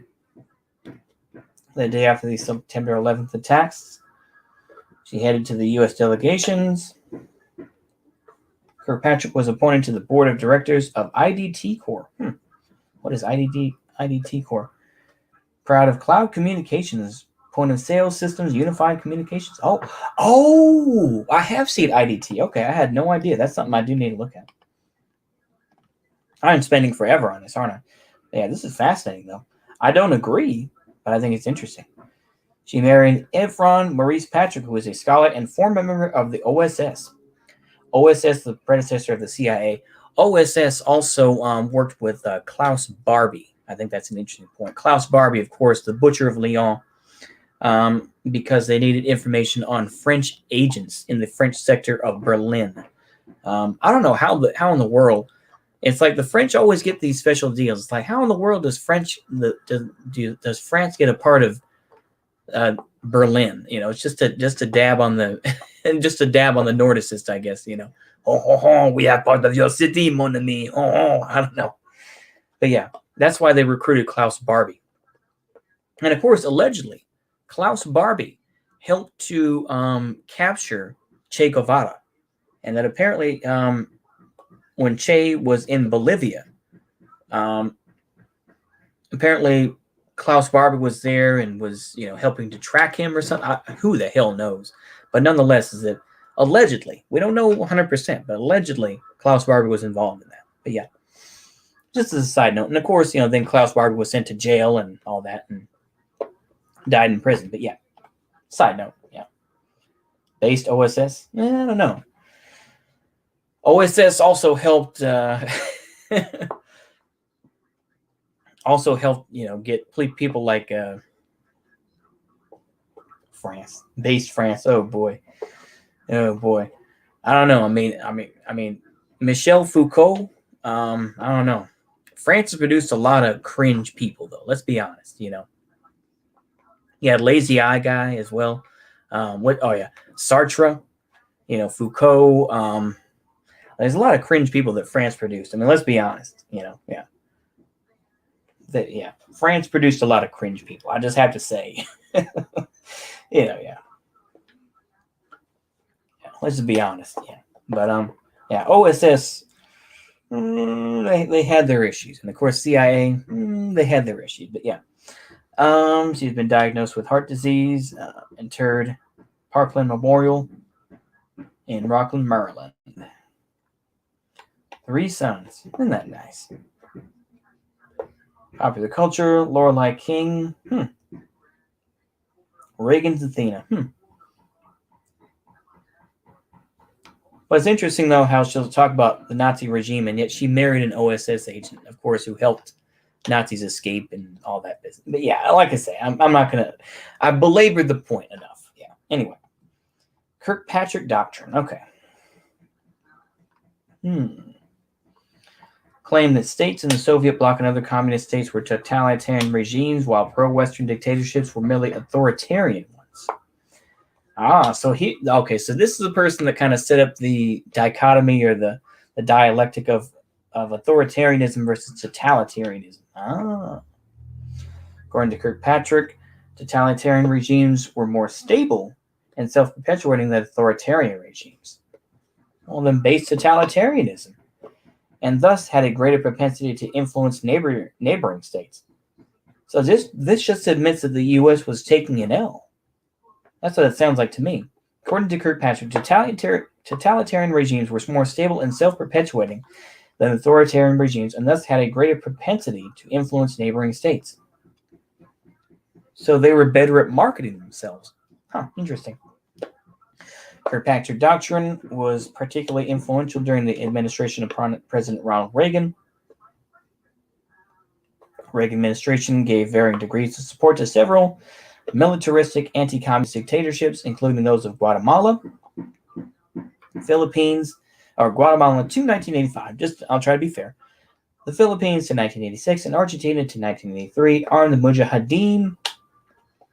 Not all the Mujahideen. Some Mujahideen got support from the UK. I kind of mentioned this before, but like I say, I don't know. There's only so much going on in my head. Once again, I'm sorry. Kirkpatrick's tenet to the totalitarian... UNITA during the Angolan Civil War and the Contras during the Nicaraguan Revolution as a means of toppling governments or crushing revolutionary movements in those countries that did not support the aims of the USA. Authoritarian regimes merely try to control and or punish their subjects' behaviors, while totalitarian regimes move beyond that into attempting to control the thoughts of their subjects, using not only propaganda but brainwashing, re-education, widespread domestic espionage, and mass political repression based on state ideology. Totalitarian regimes often attempt to undermine or destroy community institutions deemed ideologically tainted, e.g. religious ones, or even the nuclear family. While authoritarian regimes, by and large, leave these alone. For this reason, she argues that the process of restoring democracy is easier in formally authoritarian than formally totalitarian states. This doctrine, while generally applauded by conservatives, has been strongly criticized by some historians and intellectuals such as, we don't care about Chomsky. Chomsky is dumb. Okay. Cato Institute has also disputed the doctrine, noting that while communist movements tend to dispose rival authoritarians, the traditional authoritarian regime supported by the U.S. came to power by overthrowing democracies. He thus concludes that while communist regimes are more difficult to eradicate, traditional autocratic regimes pose a more lethal threat to functioning democracies. Okay. So Henry M. Jackson. Who in the world was this guy? Everett, Washington. Norwegian immigrants. Practiced law in Everett. Okay. Characterized by support of civil rights, human rights, and safeguarding the environment, but with an equally strong commitment to oppose totalitarianism in general and communism in particular. Interesting. Maureen and Peter Jackson in Everett, Washington, 1912. Fifth and youngest of the Jackson children. He was nicknamed Scoop. Jurisprudence degree. Or a Juris Doctorate, excuse me. Snohomish County. Where he made a name for himself prosecuting bootleggers and gamblers. Oh, very good. Senate's most eligible bachelor, married Helen Hardin, a 28-year-old Senate reception. Okay. But Jackson did not move out of his childhood home where he lived with his unmarried sisters for several years. Uh-oh. Ooh, I don't really like the writing of that, but yeah. Oppose the excesses of Joe McCarthy. Oh, really? Who had traveled to Washington State to campaign against him. Like I said, I mean, Joe McCarthy, for all the good things he did, I'm sorry. Ultimately, he was a drunkard. And he kind of, especially at the end when he was trying to help, I think it was Roy Cohn. Roy Cohn, who also helped Donald Trump stay out of the military. He overstepped his bounds. So yeah, you can say what you will about McCarthy, but he overstepped his bounds. Yeah, I'll just put it that way. I was 7 when 9/11 happened. Pretty sure a 7-year-old couldn't do it if they wanted to. Yeah. Well, I was 2001. I was 16 in 2001. So that tells you how old I am. But yeah, McCarthy was based. He had his moments. I'll try to be fair, but he had his moments, but he was still kind of a drunkard. I'm sorry. Yeah. Like I say, if he had controlled his alcohol input a little bit better, I would have maybe respected him, but yeah. Anyway, so Henry Jackson. During the Democratic presidential primary, Jackson was the first choice of fellow Senator John F. Kennedy. Though JFK became convinced that a Southerner would better balance the ticket, Lyndon B. Johnson was later selected.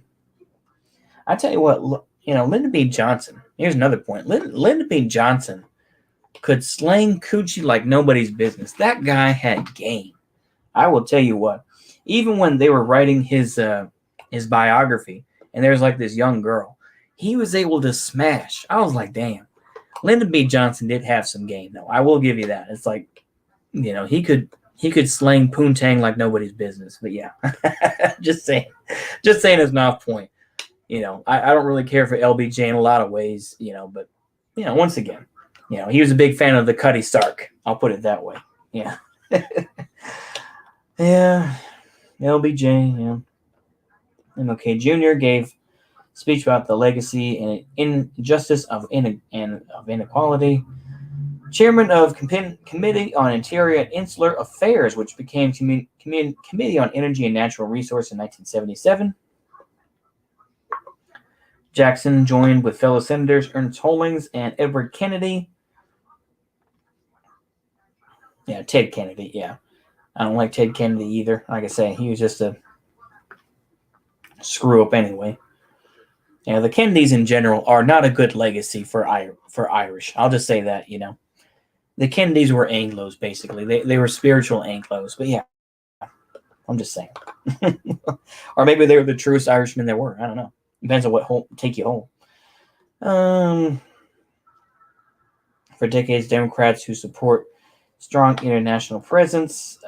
Joe Lieberman. Wow. Jackson was known as a hawkish Democrat. He was often criticized for his support of the Vietnam War and his close ties to the defense industries of his state. His proposal of Fort Lawton. Fort Lawton? What the hell? Magnolia neighborhood. Oh, wow. Puget Sound. Wow. Huh. That's interesting, because obviously there's a Fort Sill, which is in Lawton, Oklahoma. So yeah, like I said, yeah.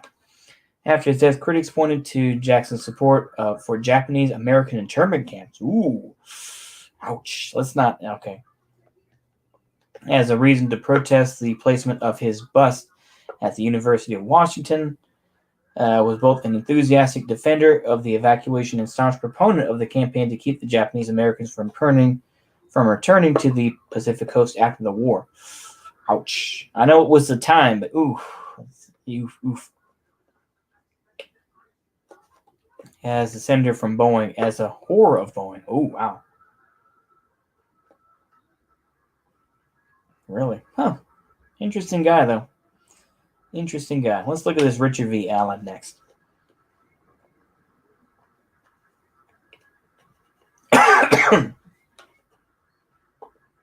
Political science. NSA advisor. Allen was accused of receiving a bribe from a Japanese journalist to set up an interview in January 1981. Ronald Reagan said in his diary that the Japanese magazine gave cash gifts to people that it interviewed, and that Allen had stepped in to intercept the check to avoid embarrassment for Nancy Reagan, then gave the check to his secretary, who put it in an office safe. Then when Allen changed offices, the check was found left in the safe. FBI cleared everyone involved. Interesting. As for billion figure 6 in my mind, I remember writing something. Let's see here. St. Margaret's College, Otago, one of New Zealand's most prestigious residential colleges. Interesting. How old is that guy? 1936. Doing the math in my head, what, 70? Oh man, he's up there. Huh. Long live John Bolton. American people disagree with communism. They are anti-communist and anti-Chinese.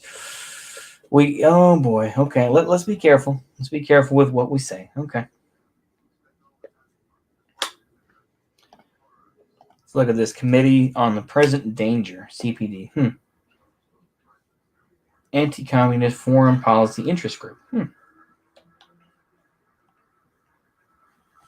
Tracy Voorhees.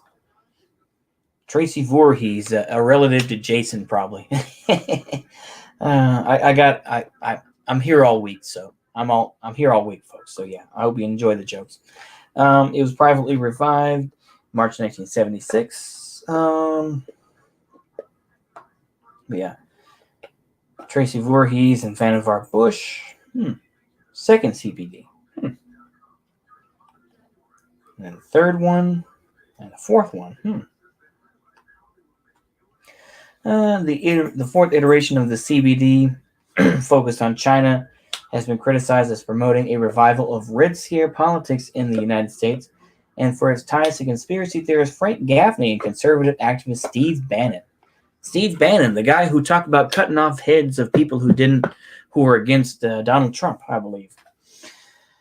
Not the greatest guy, put it that way. Interesting. Interesting. Gordon G. Chang. New Jersey to Chinese father. His father is from Rugao, Jiangsu. I know that's a province in China. I do know that. Yeah. Westphalian. Praised the U.S. for acting very, very quickly in response to the pandemic, while concluding that China was responsible for spreading the coronavirus, and that this means it's very difficult to cooperate with a country that deliberately infected and killed Americans. Oh, Lord have mercy. Oh, boy. Okay. FreedomWorks. I've heard of FreedomWorks. Oh, 501c4. Huh. Interesting. Interesting very view. Significant climate change denier. IDT Corporation. I have heard of this. I just had no idea. How much do they make? Oh, wow. So they're doing pretty good. Good for them. Very interesting. $13. Oh, yeah, don't worry. I'm not going to make y'all watch that. Okay. Interesting, though. Very interesting stuff. I'm not some total democracy cringer. I'm a Machiavellian. American people have been brainwashed into being anti-war by the Russians. The U.S. state should not be pressured by pro-Russian actors. Okay. Hoja. Should we watch a Hoja video? Let me see here. It's going to take a minute to get up there. Sorry, folks. Let me see if I can. Okay, here we go. Hoja. Here we go. Let's see here. A Hoja video, huh?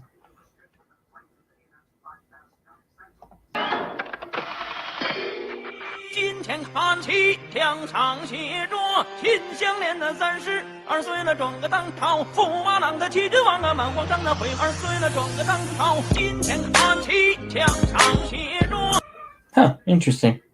Okay. Russia needs to be punished. You disagree that the Russians have promoted anti-war memes since the 1960s in America? Well, Russia and the Soviet Union, I would say, are two different things. But I would say, in general, I think that, yeah. Hoja was a goofball. I think Hoja was okay. Like I said, he's got his he has his problems, but yeah, I would say the thing is that look, I will give some points to superpower broadcasting. Is that the Soviet Union was involved in trying to promote white supremacist movements. I think to a point, so I will give you that. But I would say is Russia itself. I mean, like I say, it's a very complicated issue. I think that Russia itself has a fairly small economy compared to other countries. I think it has an even smaller economy than California. I think maybe I'm speaking out of turn here, but I think it's like, yeah. I mean, that's my view anyway. It's just I think that the idea that the anti-war movement is completely funded by Russia. It's like, like I said, the only difference between Russia and the USSR, former swapped out communism for fascism, they are still a rival and an enemy. Okay, I'm gonna have to push back on this here a little bit. Okay, so Putin will arrest white nationalist and white supremacist types like there's no tomorrow. Same thing with the Nazis. They were arrested immensely. They try to undermine America and the U.S. leadership. We should try to undermine them. The thing is, I think that I just don't think Russia has that much power. I think that they make better mousetraps, particularly with missiles. I think, economics isn't everything. Putin has willpower. He punches above his weight. Okay. I mean, okay. I like I say, I would say that Putin is one guy. I do remember you guys debating. I did say this in our debate, but I would say is that I think you were saying that Navalny would still be against taking missiles out. I think that we have weak leaders like Obama and Trump. Putin is stronger than them mentally. Russia is a massive threat despite being poor. I mean, now we have Joe Biden though, and Joe Biden looks like he's going to be pretty weak. And even then, I mean, unless and of course, a lot of people are predicting this, even conspiracy theorists. But I think that Joe Biden is possibly going to step down, and it's going to be Kamala Harris as president. So we're going to have to see if Kamala Harris has the cojones to do something. Like I say, I think it's interesting with superpower broadcasting. I wasn't sure how to verbalize it, but I'll try my best here with this point, is that he will support these regimes, but he knows that they don't go far enough. And I'm like, American support superpower broadcast, be okay with U.S. occupying Iraq, Afghanistan for 2 decades. They'll mind that, yeah. Oh no, I absolutely agree. Superpower broadcasting, yeah. Joe Biden is weak. Yeah, you're right. I'm just saying is that I want a strong neocon leader. The thing is that we have to think about the times. We should resurrect Reagan or Truman. Well, Reagan was an actor. And I think that, Reagan, loved his jelly beans and stuff like that. Truman himself was kind of liked by the mob in a lot of ways. He was a big mafia guy. Or give Bush a 3rd or 10th term in office. Oh, no. We're going to talk about Mr., he's busy doing his paintings. Yeah. Well, Bush is doing his paintings. So, yeah. I mean, George W. Bush, Mr. I have, whizzed my money down my leg. I couldn't really get an oil company going. I was in the Texas National Guard, that type of thing. It's like, well, I'm saying George W. Bush, but I'm saying is that George W. Bush, had failed businesses. He's doing his little crayon paintings and whatnot. He's got Ellen DeGeneres. Ooh, excuse me. He's got Ellen DeGeneres as a friend and whatnot. Let me get some water. Hold on. Talk amongst yourselves, as you've been doing.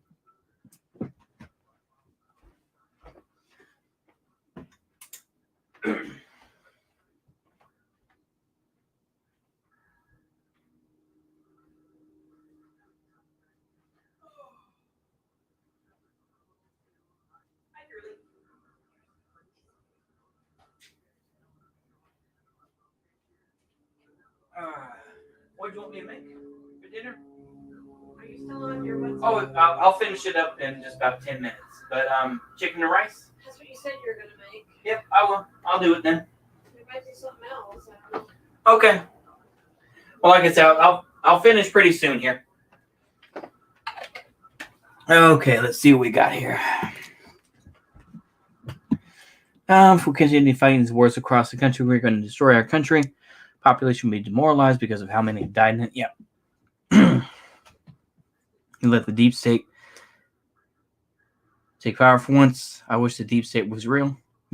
Okay, yeah. And the degenerate was the perfect misspeak. Yeah. Oh boy. Okay, let's take a look at this video. Let's see what we got here. I should have put it on mute. Yeah. There we go. Okay, this will be the last video then for now. Let's go ahead and see. Whoops. There we go. 3 videos, huh? Jason Unruh, Ventilator. Link to Desk Ones. Kim Jong-un. Interesting. Okay. Let's see what we got here. Quest for Bush speedrun. Okay. Being a little stupider than usual, this is Night of the Bush Capturing, and there's been a few Let's Plays for this, so I figure let's do a speed run. Oh, really? Neat. 2003, I believe. Totally stupid, just background to it, though, if it's true. I have no idea, like, how true that stuff is.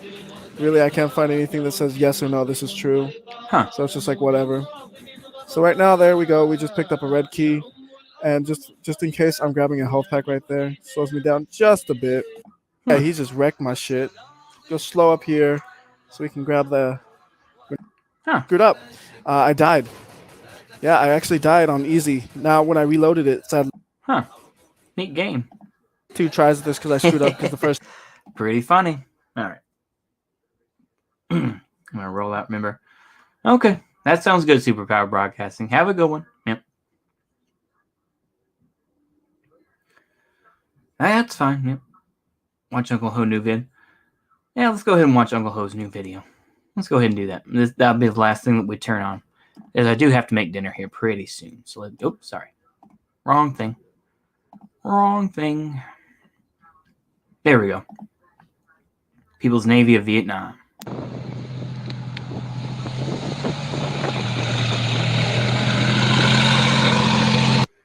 That's how you do it, baby. That's how you do it.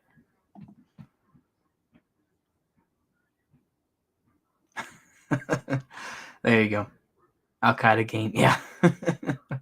There we go. Well, I hope y'all enjoyed that, folks, but I think we're going to go ahead and end it here. Yep. No, wrong vid. Oh, poopy. I played the wrong one. Well, I'm sorry. Anyway, I hope y'all enjoyed that. And I guess we'll go ahead and end it there. See you later. And wrong video. Okay. Okay, let me see here. Is there another video he had? Read Theory? Is that the one? Let's see here. Which one? You know your country's email when you use tanks for your navy. Yeah. Anyway, I'm going to go ahead and end it here, though. I do have to make dinner. I hope y'all have a good one. See you later. Goodbye, folks. Okay. There we go. Bye-bye.